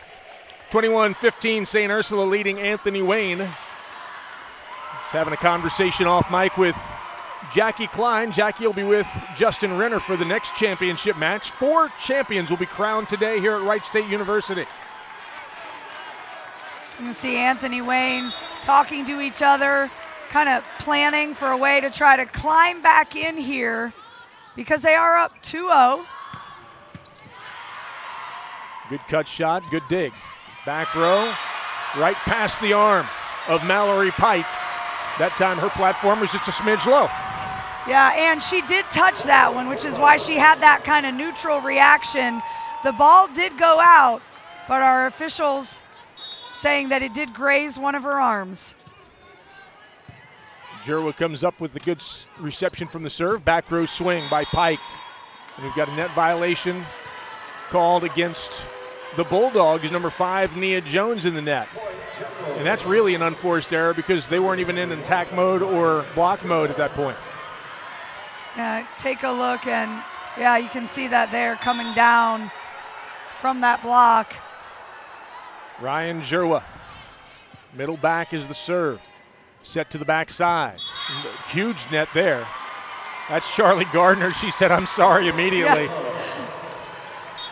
She turned and was like, "Oh yeah, there's no hiding that one." I think her arms came up and really took half of the net up in the air with her. Elise Johnson back in the match for the Generals. Serve middle back. Pike comes up with it. Quick one in the middle.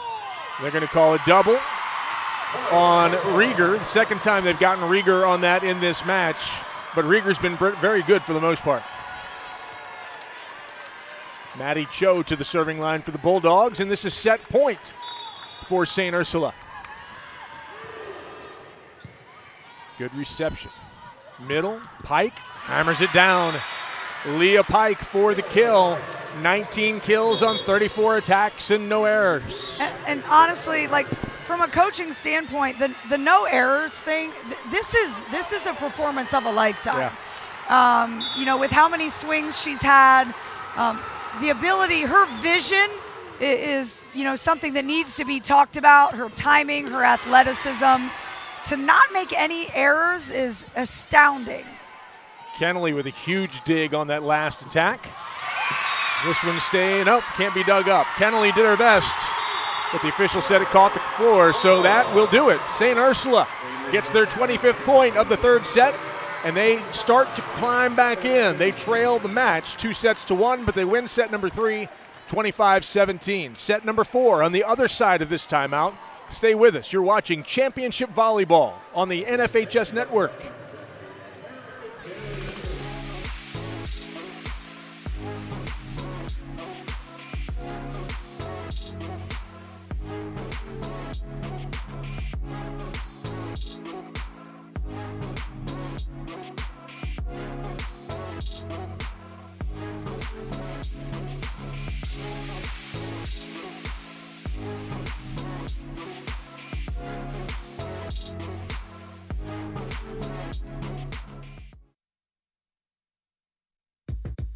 Our number one priority is protecting our players.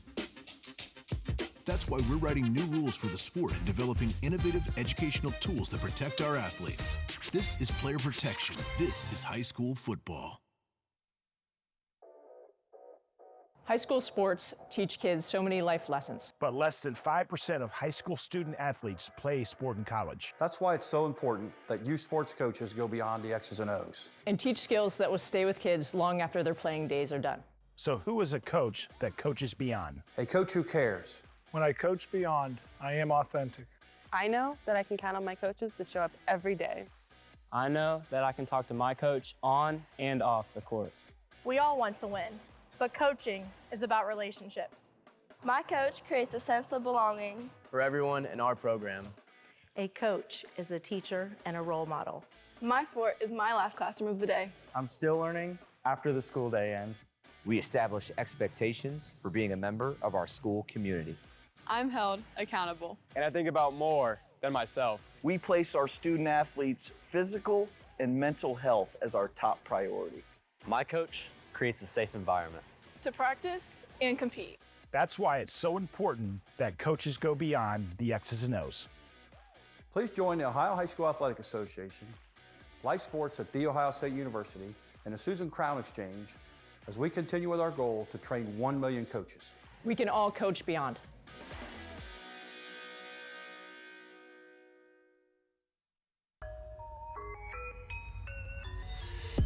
This is heart. This is pride. This is community. This is high school football.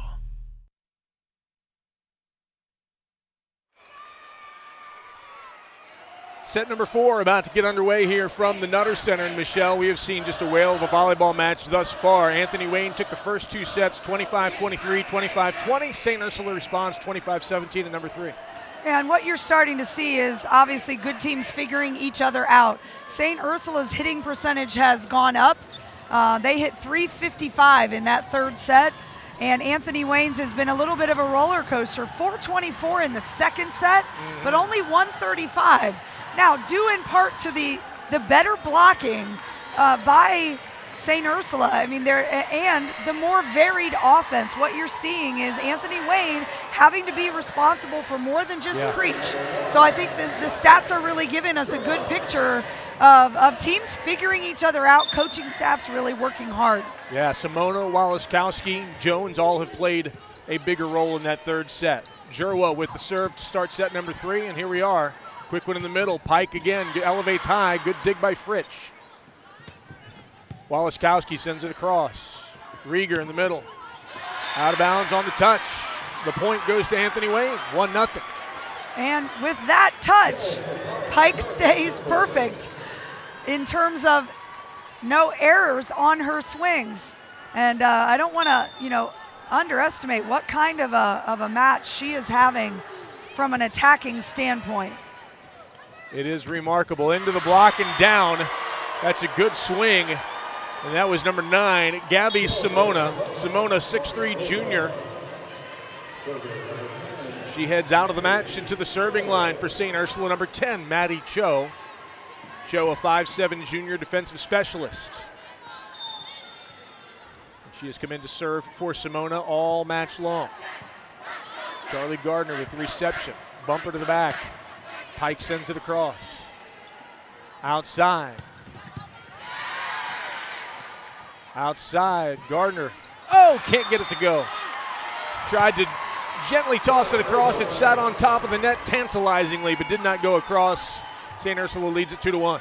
And I love what she's trying to do. It's something, if you can get those blockers' fingers when they're on the way down, it's almost impossible for them to play that. But yeah, that's a delicate, delicate finesse play. Gardner, good swing after the battle at the net. There's a 2-ball cross. Jurwa hustled, but couldn't come up with it. Nicely done by the setter, Emsley Venard. And Charlie Gardner, as that outside blocker, she saw it happening. I saw her eyes. She's watching it. And the trust she has in Jurwa, Jurwa's also trying to protect against that cut shot. So there's a lot going on defensively for Anthony Wayne. Toss across by Pike. Walaskowski going again. Into the block, kept alive. What play by Charlie Gardner. Bumper to the back. Pike blocked at the middle. Second ball sent across and down. That was Gardner for the point. Yeah, smart play here by the sophomore, even though she's had just a couple of miscues. Because of that patty cake back and forth, the defense of St. Ursula, really both teams really just kind of packed in front of the 10-foot line. Yeah. Gardner saw that. Wise play to just really kind of off-speed that ball back into zone 5. Jesse Kennelly, the server. Great dig there by Kennelly, doing it all right now. Good reception in the back row. Outside. And that's touched by Jurwa. That ball was heading out. Jurwa made a yeoman's effort but couldn't come up with it. The point to St. Ursula, they lead 4-2. Yeah, I think on film you'll see Jurwa's gonna say, I wish I had that one back. I could take the string and pull my arm back in because that one was gonna be out. Penelope Bollinger to the serving line for the Bulldogs. She serves left back. Back slide to Pike. Quick one in the middle. Too long. They got a touch. So the point goes to the Bulldogs on the swing in the middle by Nia Jones. Yeah, another quick start here for St. Ursula, and really based on the fact that they're involving more than just their outside hitter, Molly Creech, in their offense. Rieger, quick one to Pike. Rieger, quick one to Pike again. Bulldogs keep digging. Now they're going to swing down the line, out. Just missed it. Good swing by Creech, but she couldn't quite keep it in the line. 5-3, St. Ursula has the lead. Anthony Wayne to the serving line, number 7, Charlie Gardner. They're starting to see St. Ursula be able to dig Leah Pike on those 2 balls in the middle and therefore get more opportunities on offense. Creech, good dig by Jurwa. Outside, Pike. Fritsch comes up with it. Bump to the outside, Creech. Jurwa again, Rieger, back row, Charlie Gardner. Quick one, Jones, dug out in the back. Quick, off the touch. Another point for the Generals off the arm of Leah Pike.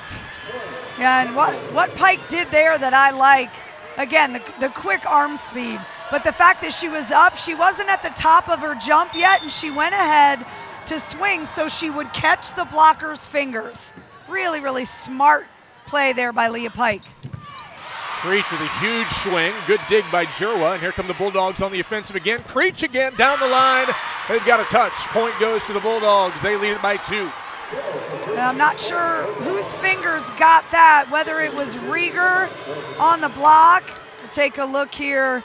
Yeah, again, continuing Molly Creech to use the outside blocker's hands, which is Aubrey Rieger, a little bit undersized, against Creech, and just a great tool off of that Rieger block. Out of bounds off the swing by Creech. Trying to finesse it down the line, but it caught the tape, and that readjusted the trajectory of the ball. Yeah, so Creech is going down the line now because Ursula has dug the last 3 or 4 incredible defensive plays. There's a free ball across, but a great effort by the Bulldogs just to keep it alive. In the middle, Pike, huge swing. Cho was there, but she couldn't get a handle on it. So right now, all of Anthony Wayne's offense is coming out of the middle. It's the 2 ball for Leah Pike. It's the 5, which is the higher ball. And the block is really just not lined up correctly for St. Ursula. There's an ace for Leah Pike, her 6th ace of the match. Yeah, again, that serving pressure has Anthony Wayne right back in front. And again, a momentum shift. We're feeling that. That serve just long off the arm of Charlie Gardner, so the ball comes back to the Bulldogs, tied at 7 in set number 4. Anthony Wayne won the first 2. Ursula won the 3rd. We are in set number 4. Venard with the serve. Good reception in the back. Rieger and a little gentle toss over by number 4, Mallory Pike. Anthony Wayne with the point. Yeah, Mallory's seeing that, and I'm as well, I'm sure, getting feedback from her defensive players. But the triple block, I think, is a good move, especially when that right side block is over 6 foot. But then again, that opens your short zones 2 and 4 open for that tip. Good dig on the good serve. A good reception by Charlie Gardner. Fritsch with the bump. Big swing. Jerwa comes up with it. Outside, down the line, out. Mallory Pike just misses. 8-8 for St. Ursula and Anthony Wayne in a nip and tuck battle.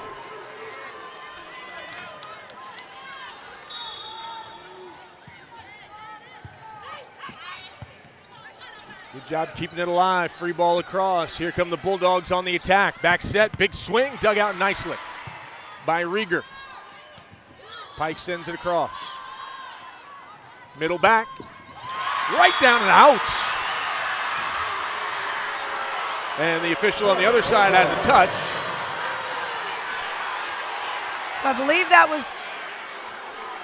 So now we've got a little confusion. We'll take a look here. So you've got that back row attack by Creech. But the ball was in, so it would be. He called the ball out. The guy on my left called the ball out. The guy on my right said there was a touch. Wonder if we can get our crew to see that play again in replay. I thought the ball was in, but it hit the floor pretty quickly. We'll see what they've had their conference. It's another call on the captain back. Captain for this Anthony Wayne team is Mallory Pike. Take a look. Back row attack from Creech. Yeah, I feel like that ball clipped that end, but if they called the touch, either way, that is St. Ursula ball. It is indeed, and they have it. Leading 9-8, set to the outside. Pike with a little vengeance in her swing. Gardner sends it up. Pike from well off the net this time, just has to send it across. Here come the Bulldogs on the attack. Close to the net, very tight. Down the line, what a great decision on the far side by number 9, Gabby Simona. Yeah, Simona, again, she's got the reach advantage. The ball is where she needed it, right in front of her dominant hand, and that allows her to be smart and place instead of having to swing into a block. Middle, Pike right into the block. Yeah, she really hasn't been stopped on that since they started running her at the 5, especially in transition. When blockers and defense is moving for St. Ursula, Mallory Pike hasn't been stopped on the 5. Well, and she's hitting ferociously right now. It's kind of a picture of you made me angry, and so now I'm going to play with a little different level. That block goes out of bounds. Yeah, a lot of different things can get hitters fired up. One being if they feel wronged by an official, whether they were wronged or not. Right, doesn't matter. Lauren Dorger at the serving line. St. Ursula leads by 2, 11-9. Jurwa keeps it in play. Back row, Pike out. So Mallory with a good swing, but couldn't keep it between the lines. Again, trying to take a little speed off of that and get that ball behind the defense. One of the few balls hit out by Pike. 12-9, St. Ursula with the lead. Outside, Charlie Gardner right into the block. They try to keep it alive and cannot do it. The ball just keeps hitting the net, hitting the tape, and they can't get the elevation necessary. So good effort, but it's for no avail. St. Ursula leads it 13-9, and Anthony Wayne takes a timeout on the courts. Big moment in set number 4. Can Anthony Wayne climb back in it and finish it off, or will we see a 5th set? We'll find out more when we return. You're watching Championship Volleyball on the NFHS Network. What rhymes with great? Participate. Where does greatness start? Here, in the classroom. On the diamond. In the pool. On the field. Where will your greatness take you? To better grades. To more friends. Yeah! Be great. Participate.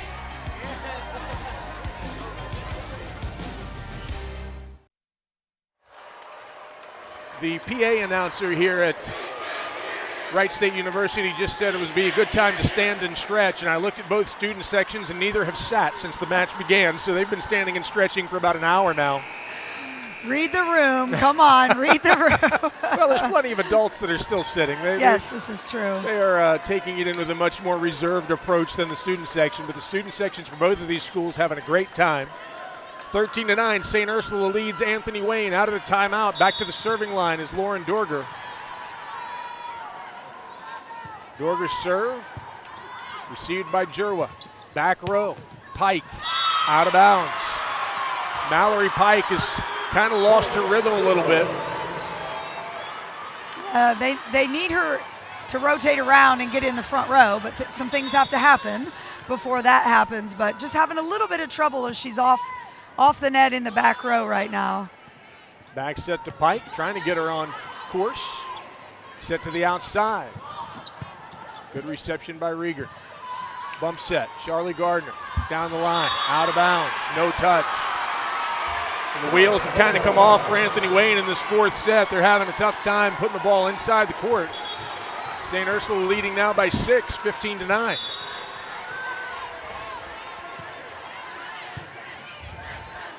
Rieger sets the middle. We're going to call a lift on St. Ursula, or excuse me, on the Generals, and that's an interesting call because Elena Carlson sent it across the net. Yeah, this is a little bit of a surprise. You know, to me, it wasn't spending any extended time in her hand. Right. Now the serve by Dorger goes out of bounds, so maybe in the vernacular of the kids, ball don't lie, and it's going to come over here to the Generals. We do say that sometimes. I think it's more when you're angry. Yeah. And then it happens and you're like, see, the ball didn't lie. That's right.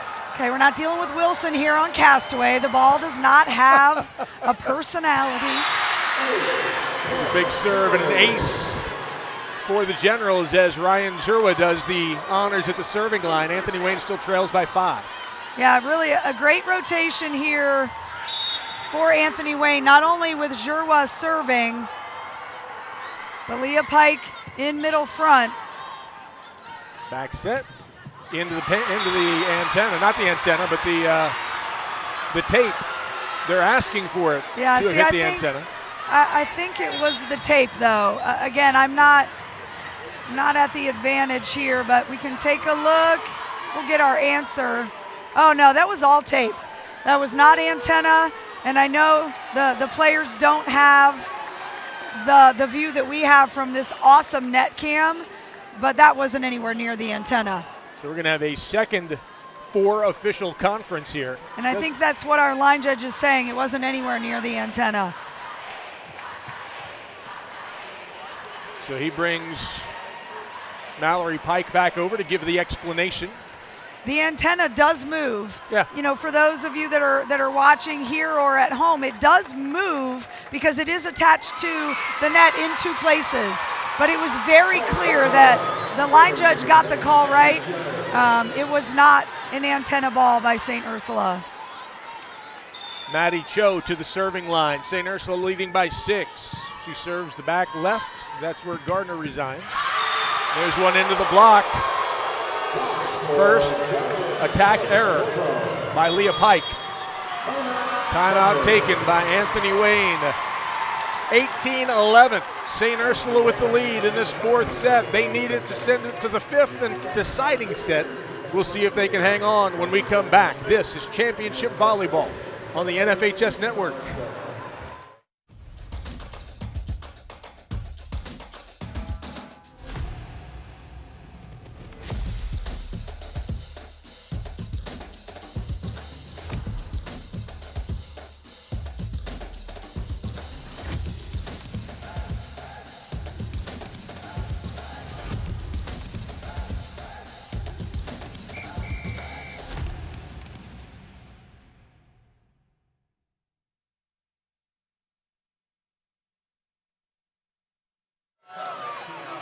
These sets have been so closely contested that every play really matters. And as we get further along, it matters more to the coaches, more to the players. And I got to say, these officials have really done a tremendous job keeping everybody's temperature down and making good calls and having conferences when they need to. These 4 guys have done an exemplary job thus far.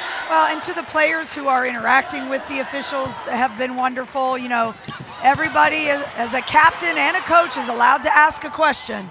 And it's been handled really, really well. Mallory Pike swings and sends one just wide of the line. St. Ursula leads by 8, 19-11. Well, and again, you know, these teams played yesterday, I believe, in their semifinals. And now they're, 24 hours later playing again. You know, fatigue is definitely a factor, but as I mentioned before, they're figuring each other out. Toss across. Cho can't come up with it, so the point goes to the Generals, bringing to the serving line Jessie Kennelly. Kennelly's one of those players on this team who doesn't get a lot of press because she's not an attacker, but man, oh man, she and Jerwa are floor wipers. They are all over the place digging. Yeah, they've both played great today, keeping a few really instrumental balls in those early sets off the floor. Good job keeping it alive by Fritsch. Rieger, slide play to Pike. Outside. Waliszewski with the swing. Dug out by Fritsch. Tremendous effort. There's a dig by Pike. Jerwa with a bumper to the back. Gardner off the touch. Second ball across. Dug out by Kennelly. Pike off the block by number 5, Leah Jones, and the point goes to the Generals. Yeah, creeping back in. There's really never a time that you're out of it unless maybe the other team's at 24 and you can't make an error. Point by point, Anthony Wayne is showing some resilience here. Back row set, handled by Kennelly, close to the net. They toss it over and in. Pike again. No ferocity this time. She just tosses it to her left and finds an empty spot on the court. Yeah, but I like her vision here. You know, again, she's got touch on the ball, but she also sees a defender and knows that placing the ball beyond her is what's going to score. Good block at the net. Jerwa with the number 2. Gardner sends it deep. Fritsch comes up with it. Outside. Can they keep it alive? They do. Pike. Rieger sends it across. Here come the Bulldogs on a slide play, and it's in. Great effort by number 5, Nia Jones, on that swing. Again, both teams using that slide and having luck. That time, I won't say luck, I'd say skill and placement. Mallory Pike was more central in the court, and that slide approach from Jones put the ball in zone 1, cross court. There's a net violation on that play by Charlie Gardner as well. That's too long. It was a good, strong swing, but they couldn't keep it inside the field of play. St. Ursula leads at 21-14. Penelope Bollinger at the serving line. The Bulldogs need 4 to send it to a 5th and decisive set. Bollinger, middle back, Jerwa comes up with it. Rieger, slide play by Pike, into the block and right back to the Generals. It lands on the floor. 22-14. So St. Ursula now sending its blockers, maybe even just a tad early, expecting Pike on that slide, and they're up there and they're ready for the block point. Pike with a dig into the middle. The other Pike swings hard. Fritsch comes up with it. What a great cross-court swing by Molly Creech. So we'll take a look at that replay, I believe, and you're going to see how sharp a cut shot that was by Creech. Again, that's at 11 feet, and that is really tough to do. The vertical leap of Creech and her hand-to-ball contact, man, that's impressive. Creech, a 5'11" player. Pike off the block. Quick one in the middle. Jones, dug by Jerwa. Second ball sent across. Bulldogs on the attack. Creech into the block. Down in front. The point to the Bulldogs, who now have set point. 24-14.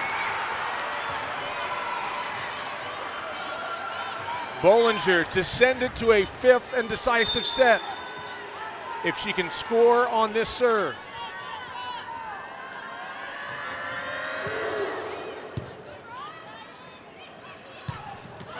Out of bounds. Good swing by Pike. They're asking for a touch. Jerwa very demonstrative wanting a touch. And now they're going to give it to him. There was a touch. Take a look here, see if we can see that. I think it was off number 10, Cho, like she was back and she just couldn't reel her hand in time. Yeah, that might be it. Middle blocker, I think Nia Jones, her face looked like maybe she got a part of it, but not being a face reader, I'm not real sure. Good dig by Gardner. That one's sent across, tight at the net, and the joust at the net is won by Leah Pike. And the Generals continue to battle. They trail by 8, 24-16. Yeah, I think what you want to see now if you're a General is a swing in momentum. And you want to have a sense of turning around that momentum as you head into a 5th set. Coming back while St. Ursula's at 24 would be really tough. Molly Creech. Timeout taken on the floor as set number 4 is going to St. Ursula, 25-16. So set number 5 on the other side. It's to 15. Stay with us. This is incredible volleyball, folks. Championship action on the NFHS Network.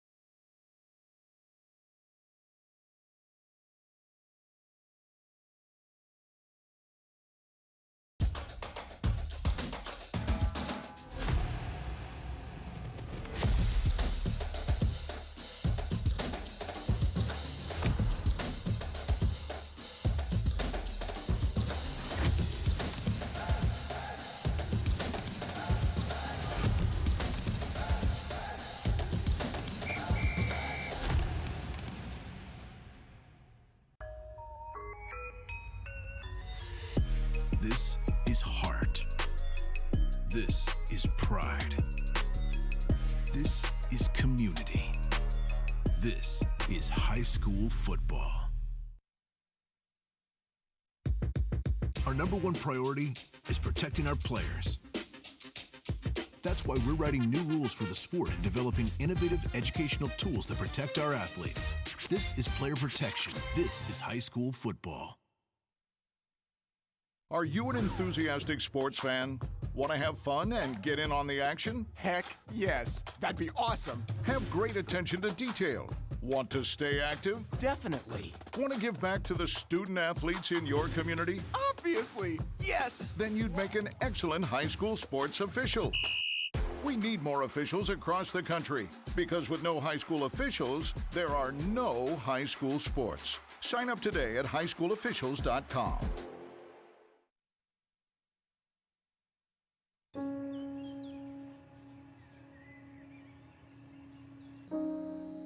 This high school gym used to be packed most nights. Not anymore. Do you know why? Because bad behavior by fans, especially adults, has caused a shortage of game officials across the country. You see, without officials, we can't have sports. Don't let this become reality. It's time for a change. Let's bench bad behavior for good. This is heart. This is pride. This is community. This is high school football. Welcome back inside Wright State University. Stay with us all day as 4 champions will be crowned in girls volleyball. Coming up next at 1 o'clock, it'll be the Division IV state championship.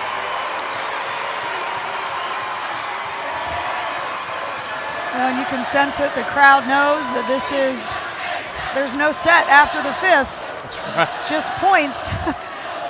And this should be a doozy. I think when we look at the stats, things are trending up for St. Ursula and trending difficult. What I'll say is for Anthony Wayne, and certainly some net fouls, but hitting percentage really favoring St. Ursula right now. And I think Anthony Wayne needs to find a way to keep the ball in the court so that St. Ursula's like, yeah, I need to defend that and not just watch it go out of bounds. So that serving pressure, again, is going to be important, but getting around the block and keeping the ball in play. Anthony Wayne played a 5-set match in their semifinals. St. Ursula went 4. Set to the outside. Big swing, good dig by Jerwa. Quick one in the middle. Pike off the touch. Cho comes up with it. Toss across. Jerwa. Rieger, back set. Pike sends it deep. Little trouble on the bump from Cho. Fritsch sends it across. Pike, big swing. Fritsch comes up with it, but they can't keep it in play. And the first point of set number 5 goes to the Generals, 1-0. Really, the only difference in set 5 versus the other 4 sets is you only played a 15, correct?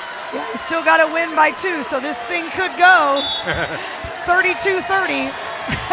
But, yeah, and that last swing by Mallory Pike really did a good job of moving the libero of St. Ursula, again, from inside to outside.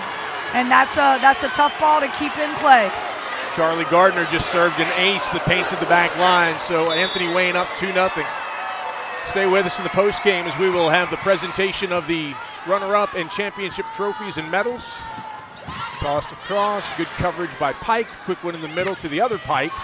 Sent to the back row. Jones, good swing. Nia Jones gets it back for her team, and the first point on the board for the Bulldogs. They trail 2-1. Well, and to your point, again, looking here, the block not quite closed. We had the lean in by Mallory Pike, but not quite closed with the strength of their arms. But Anthony Wayne did play a 5-setter.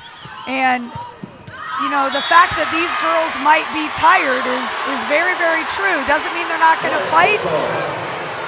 And it's all tied up at 2. Yeah, Mallory Pike's attack went out of bounds.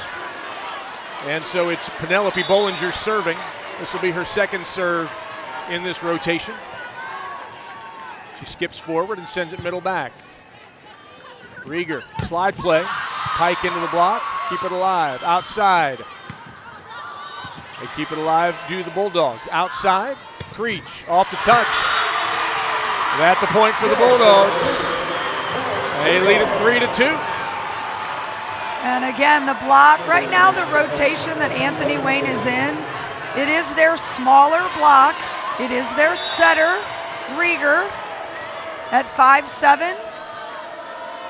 And St. Ursula taking advantage of that with the touch over the top of her hands. That one's off the block, keeping it alive. Rieger, quick in the middle, off the touch. Jurwa, Rieger, outside, very close. No touch, out of bounds. And they did just call the touch. Oh, they did. To give it to St. Ursula.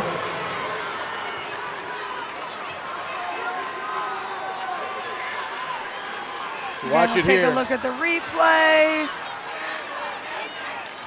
Yeah, that was a swipe by Pike. She couldn't keep it in play. 4-2, St. Ursula leads. Charlie Gardner with the bump. Into the block. Pike keeps it alive. Pike to Pike to Pike, and that's in. Yeah, and you wonder why she takes 80-so swings in a 5-set match. But again, just really, really versatile scorer, versatile with her hand contact, great server. Cho with the reception. There's a huge swing. Goodness gracious. Molly Creech. 5-3, St. Ursula. Charlie Gardner really hadn't even got into her defensive stance, and that ball was at her feet. So again, the lineup that Anthony Wayne is in right now, or the rotation, is really allowing St. Ursula to be dominant from the outside. Emma Fridge had the serve. There's one tossed over the net, over the block, and off the hands of Jessie Kennelly. Another point for St. Ursula. 6-3, the Bulldogs lead it. Right now you're starting to see St. Ursula purposely going even 30 feet across to its outside because of this matchup with the smaller blocker. That's a huge swing. Great set by Rieger, and Mallory Pike throws it down. Yeah, and I love Mallory Pike coming off of that kill and just simply yelling, "Come on." Nothing added to it, nothing spicy, and she is just really fired up to help her team close out this 5th set for a state championship. The setter, Aubrey Rieger, goes to the back line. She's serving for the Generals. Serves right back. There's a back set. And right between Jurwa and Charlie Gardner. Again, just kind of back and forth right now. And the slide, again, gets up just a little bit quicker than the middle block for Anthony Wayne, causing the split. Bernard with the serve. Huge swing, great dig by Fritsch. Bump to the outside, Garner. Or excuse me, Creech. She can't clear the net this time. Yeah, Point that's goes a to tough the one. Yeah, coming down really from high in the air. The lights become a factor. The angle becomes a factor. Wasn't blocked. Creech was unable to clear the tape. Mallory Pike with the serve. Middle back, Pike comes up with it, set to the outside, Garner off the touch. Fritsch with the second ball, near side, Creech. Good dig by Pike. Outside, Garner. Bumper. A net violation going to be called against the Generals. It's Charlie Gardner. St. Ursula leads 8-5. And that is the 10th net foul. And that's 2 per set, and that's a lot. Yeah. And you know, whether it comes down to nerves or placement or youth, that has really impacted the match today. Gardner is a sophomore. There's a back row set. Pike sends it across. Bump to the outside. Off the touch. Pike, Rieger outside. Gardner into the block. Bump to the outside. Good dig by Rieger. Here's Gardner down the line. Good dig. Fritsch back set. Good, oh my goodness, Jurwa. Back row, Pike. Point for the Generals. Yeah, and from our angle, we can't quite see that unless we're watching the TV. I had kind of a delayed reaction. That was a great rally. Two teams that just are not willing to concede, doing everything they can, playing a little bit tired. You can see it in the legs of the players. But man, both teams playing at a high level, playing hard. Jerwa might be having just the match of her life as a libero. What a tremendous set by Rieger there to give Charlie Gardner a chance. Now a gentle one across, and it's in front of Jerwa and to the right of Gardner. And St. Ursula leads it by 3, 9-6. Yeah, and you know, maybe contrary to popular opinion, really trying to hammer a ball through all the time isn't necessarily the case, especially when teams are tired. Putting something right in the middle can be the remedy to all that ails you. Shifting that balance when your legs are tired gets increasingly difficult. Leah Pike had no difficulty with that kill. Set 9-7. St. Ursula leads. Anthony Wayne has the serve. Jesse Kennelly to the serving line. Set number 5 in the best of 5. This one goes to 15. Win by 2. Quick one in the middle. Good dig by Pike. Rieger, quick one. Sent across by Pike. Bump set, near side. And that's in. The sophomore, Walaskowski. And again, just loving that left back sideline today are the hitters from St. Ursula. And to have a team that can hit sideline to sideline is really impressive. They can put the ball wherever they want it to go. Maddie Joe with the serve. Quick one in the middle. Pike sends it down. Leah Pike. And to give you some idea of just how much they rely on the Pike sisters, that was her 63rd attack, and she's still 20 behind her sister. Mallory has 82, Pike has 63, Gardner has 42. I wonder what their shoulder care routine is. I really do. I'm actually asking a serious question. There's a big point coming off the arm of Nia Jones. Yeah, I say that just because, you know, you're looking at, 140 plus swings. Is it an ice bath? Is it ice plus heat? Is it ice stretch, heat stretch? Is it bionic arms? Is it That's what I would need. Is it titanium shoulder joints? But no, just, really impressive performance from both of these teams today. The ball that has been really the most dangerous, even at the pin, is about an antenna height ball, whether you want to call it a shoot or a go or a 2 in the middle. And man, Anthony Wayne is really, really on fire from it, but St. Ursula has figured it out. Jones again with the kill. 12-9, St. Ursula with the lead. Take a look at this replay again, giving them a little bit of their own medicine. That 2-ball, open-handed tip to the middle of the floor. Emma Fritsch to serve. Gardner receives it. Bumper. Gardner from the back row sends it across. Here come the Bulldogs. Outside, Creech off the touch. Point Bulldogs. And now they're 2 away from a state championship. So again, we'll talk about it again. It's the matchup of the St. Ursula lineup. Creech on the right side block of Rieger for Anthony Wayne. Moulton USA is proud to be the official ball of the Ohio High School Athletic Association. Moulton congratulates the teams who compete at the highest level and to do so with integrity and sportsmanship. Connect with Moulton at moultonusa.com. Moulton for the real game. Michelle and I have just thoroughly enjoyed spending this time with you who are watching this matchup today. What a tremendous effort by 2 very good volleyball teams. This is just a picture of what you want for a state championship. 5 sets, back and forth. Anthony Wayne won the first 2. St. Ursula won the next 2, and they currently lead by 4 in this 5th and final set. They need 2 for a state championship, and Emma Fritsch is at the serving line for them. So the patience, the discipline, the work to be down 2-0 and to potentially have a reverse sweep. Again, not over until it's all over, but just 2 incredibly talented and hardworking teams coming together. Creech Hammers it down. Ursula got a hand on it, but couldn't do anything with it. And then there was one. And a timeout taken once again by Anthony Wayne. See Creech again, same spot. And Ursula has dug her share of those balls.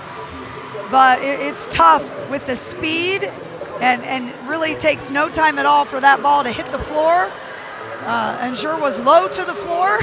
It just gives you an idea of how difficult that ball is to dig. Creech has 29 kills on 60 attacks, 7 errors. That gives her a .367 hitting percentage. She also has 20 digs and 2 blocks. Molly Creech has done it all. Nia Jones has been very good, 12 kills on 28 attacks. She's hitting .393, only 1 error. Gabby Simona, 290. Lola Walaskowski, 162. Emsley Vennard, 500. But Molly Creech is who this team plays through. And St. Ursula needs this serve for a championship. Bumper to the outside. Fritsch comes up with it. Outside to Creech. Into the block. Out of play. 25. Point number 15 for St. Ursula. And they win the state championships. 3 sets to 2. Congratulations to the OHSAA Division II state champions, the Bulldogs of St. Ursula.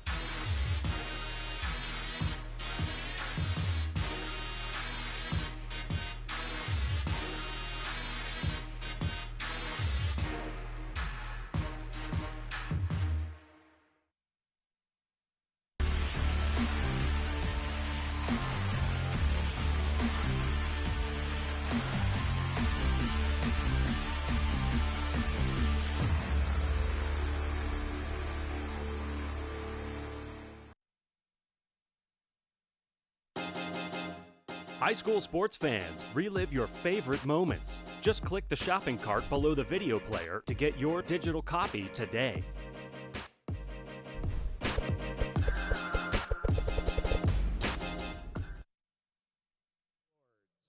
We will recognize Anthony Wayne High School as the 2024 Girls State Volleyball Division II runner-up team. As we introduce the individual players, will they please come forward to receive their individual award, and please remain standing on the court facing their fans. Ryan Jerwa.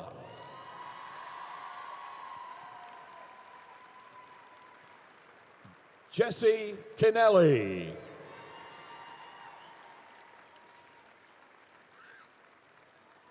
Leah Pike.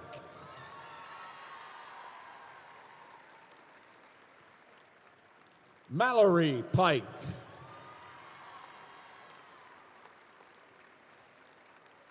Aubrey Rieger.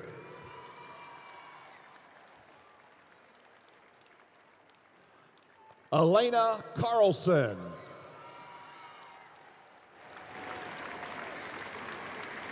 Charlie Gardner.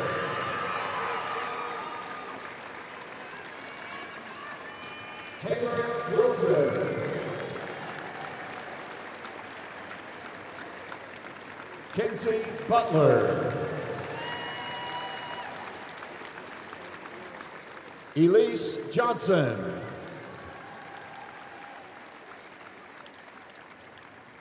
Raina Radwanski.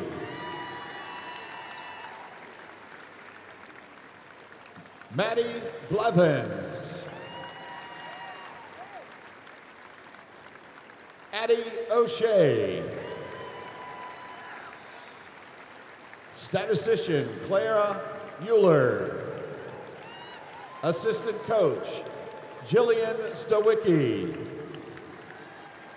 Assistant Coach, Chris Whitker. Assistant Coach, Kelly Euler. Assistant Coach, Rob McAndrew. Assistant Coach, Matt Rico.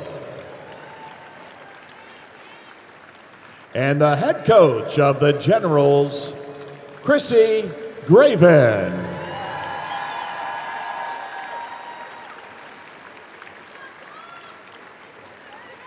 And now, OHSAA Director of Media Relations, Tim Streed, will present the 2024 Division II State Runner-Up Trophy.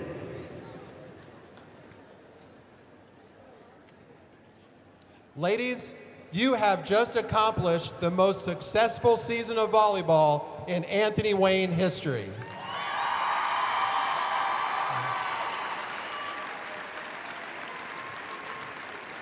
And I know that this has been building for several years. Back-to-back undefeated seasons in the Northern Lakes League.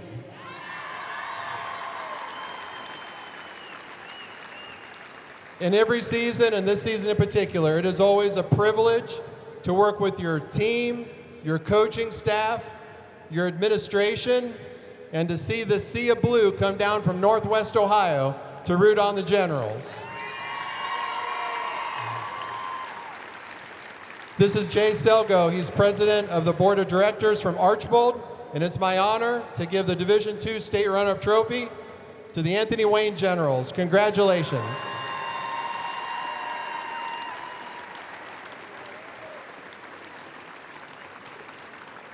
And now, the Ohio High School Athletic Association would like to recognize St. Ursula Academy as the 2024 Girls State Volleyball Division II Championship team. As we introduce the individual players, will they please come forward to receive their individual state championship medals, and please remain standing on the court facing their fans. Gracie Turner. Emma Fritsch. Emsley Venard. Anna Sifke. Nia Jones. Molly Creech. Penelope Bollinger. Lauren Dorger. Gabby Simona.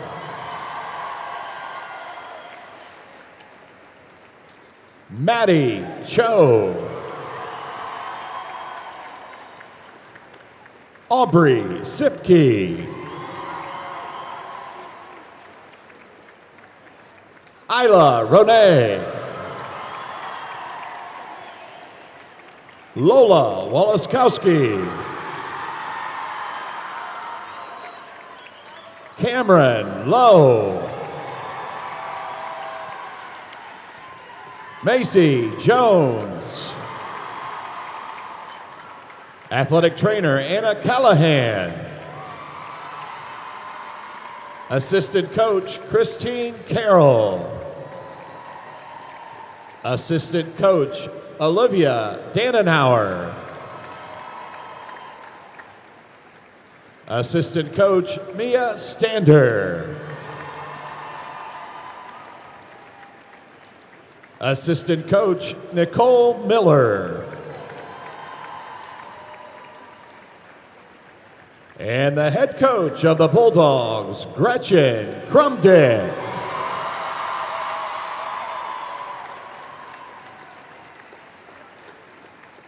And now, OHSAA Executive Director Doug Ute will present the 2024 Division II State Championship Trophy.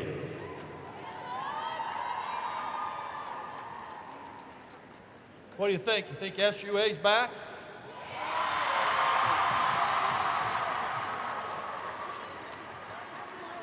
Young ladies, you're in a program that in the late 90s and early 2000s, this program reached the Final Four 9 of 10 years, winning 8 of 9 years. Your coach was on 2 of those teams. Coach Kremdick came back 2 years ago. Here's what you've done. You won 22 games this year, and arguably one of the toughest schedules any high school volleyball team plays in Ohio, without a doubt. Ran through a very tough tournament, and as I mentioned before, this program was in the Final Four 10 times in the 90s and early 2000s. You just did something to bring this program back to the Final Four and win the championship. You haven't been back here in 21 years. Congratulations. I'm joined by Mr. David Alvarado, an administrator in the Tiffin City Schools and a member of our board of directors. And it's our pleasure on behalf of our member schools, our board of directors, and our staff at the OHSAA to present St. Ursula Academy with the 2024 State Championship Trophy. Congratulations.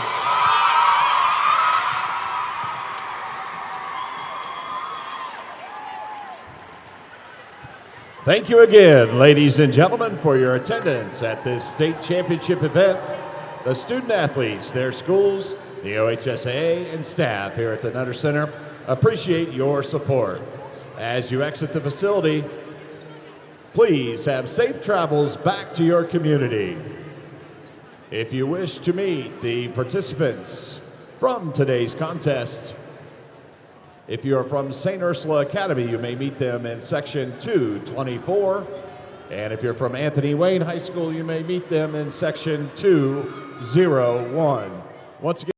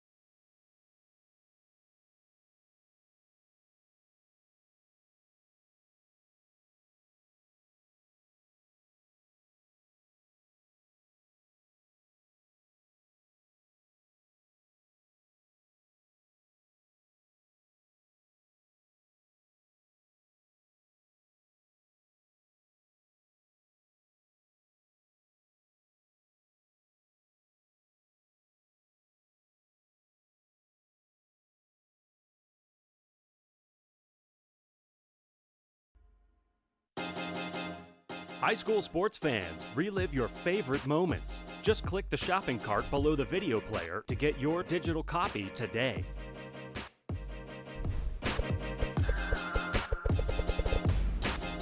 Are you an enthusiastic sports fan? Want to have fun and get in on the action? Heck yes, that'd be awesome. Have great attention to detail. Want to stay active? Definitely. Want to give back to the student athletes in your community? Obviously, yes. Then you'd make an excellent high school sports official. We need more officials across the country because with no high school officials, there are no high school sports. Sign up today at highschoolofficials.com.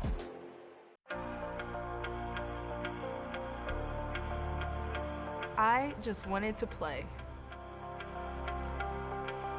I just want to play. I just want to play. I just want to play. Play. Play. Along the way, I'm learning Sportsmanship. Sportsmanship. Teamwork. Teamwork. How to work hard. How to work hard. Discipline. Hustle. Sacrifice. How to be a leader. Dedication. I just want to play. And along the way, I'm learning to put the team before myself. To put the team before myself. How to be a student. How to be a student. I'm learning to set a good example. How to work hard. To accept responsibility. That I represent my community. That I represent my community. I just wanted to play, and look where it took me. She's done it. Tiana Bartoletta has done it. From Elyria, Ohio, now an Olympic gold medalist.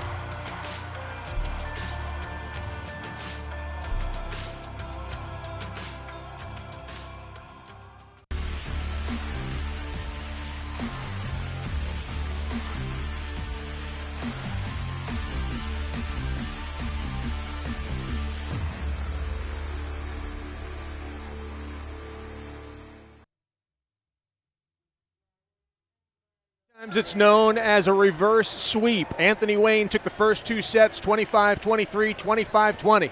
But then St. Ursula Academy, 25-17 in set 3, 25-16 in set 4, 15-9 in set 5, and they have earned the state championship trophy for the OHSAA in Division II volleyball. Joining us now at the table is one of the stars of the team, Molly Creech, and she is being interviewed by Normandy Burrell. Now, Molly, just explain to me the emotions that you guys are feeling right now with your team. Well, we're super excited. I mean, this is the first time in 21 years that we've done something like this. And we were super down after the first 2 sets, and we said, we have got nothing to lose. Like, this is our last game together as a team. For the seniors, this is our last game. For some of them, it's last game ever. So we really just came together as a unit and worked as hard as we possibly could. Now, you had 30 kills and 20 digs throughout this whole match, but really tell me, what was the switch after that second set that led you guys to this victory? Yeah, I think we just thought there's nothing more that we can do other than like put our all-out effort in. And we thought, like, if we're gonna lose, go down fighting. So we just went into that third set. We tried as hard as we could, and that's all you can do. Yeah, and now you're headed to Miami of Ohio after this. Congratulations on such a successful career. But just tell me, what are you looking forward to at the next level as well? I'm really looking forward to meeting my new team and meeting new girls, because I love my high school team. They're the best friends I could ever ask for, and I just hope to find that bond in college too. Absolutely. Well, congratulations, Molly, and congratulations to St. Ursula Academy. Back to you guys at the desk. Congratulations, Molly. Thank you to Normandy and Michelle back here as we close up shop for this, what has been an incredible start to the day. Goodness gracious, 4 championship games. If any of them are as big as this one, it's going to be an amazing day.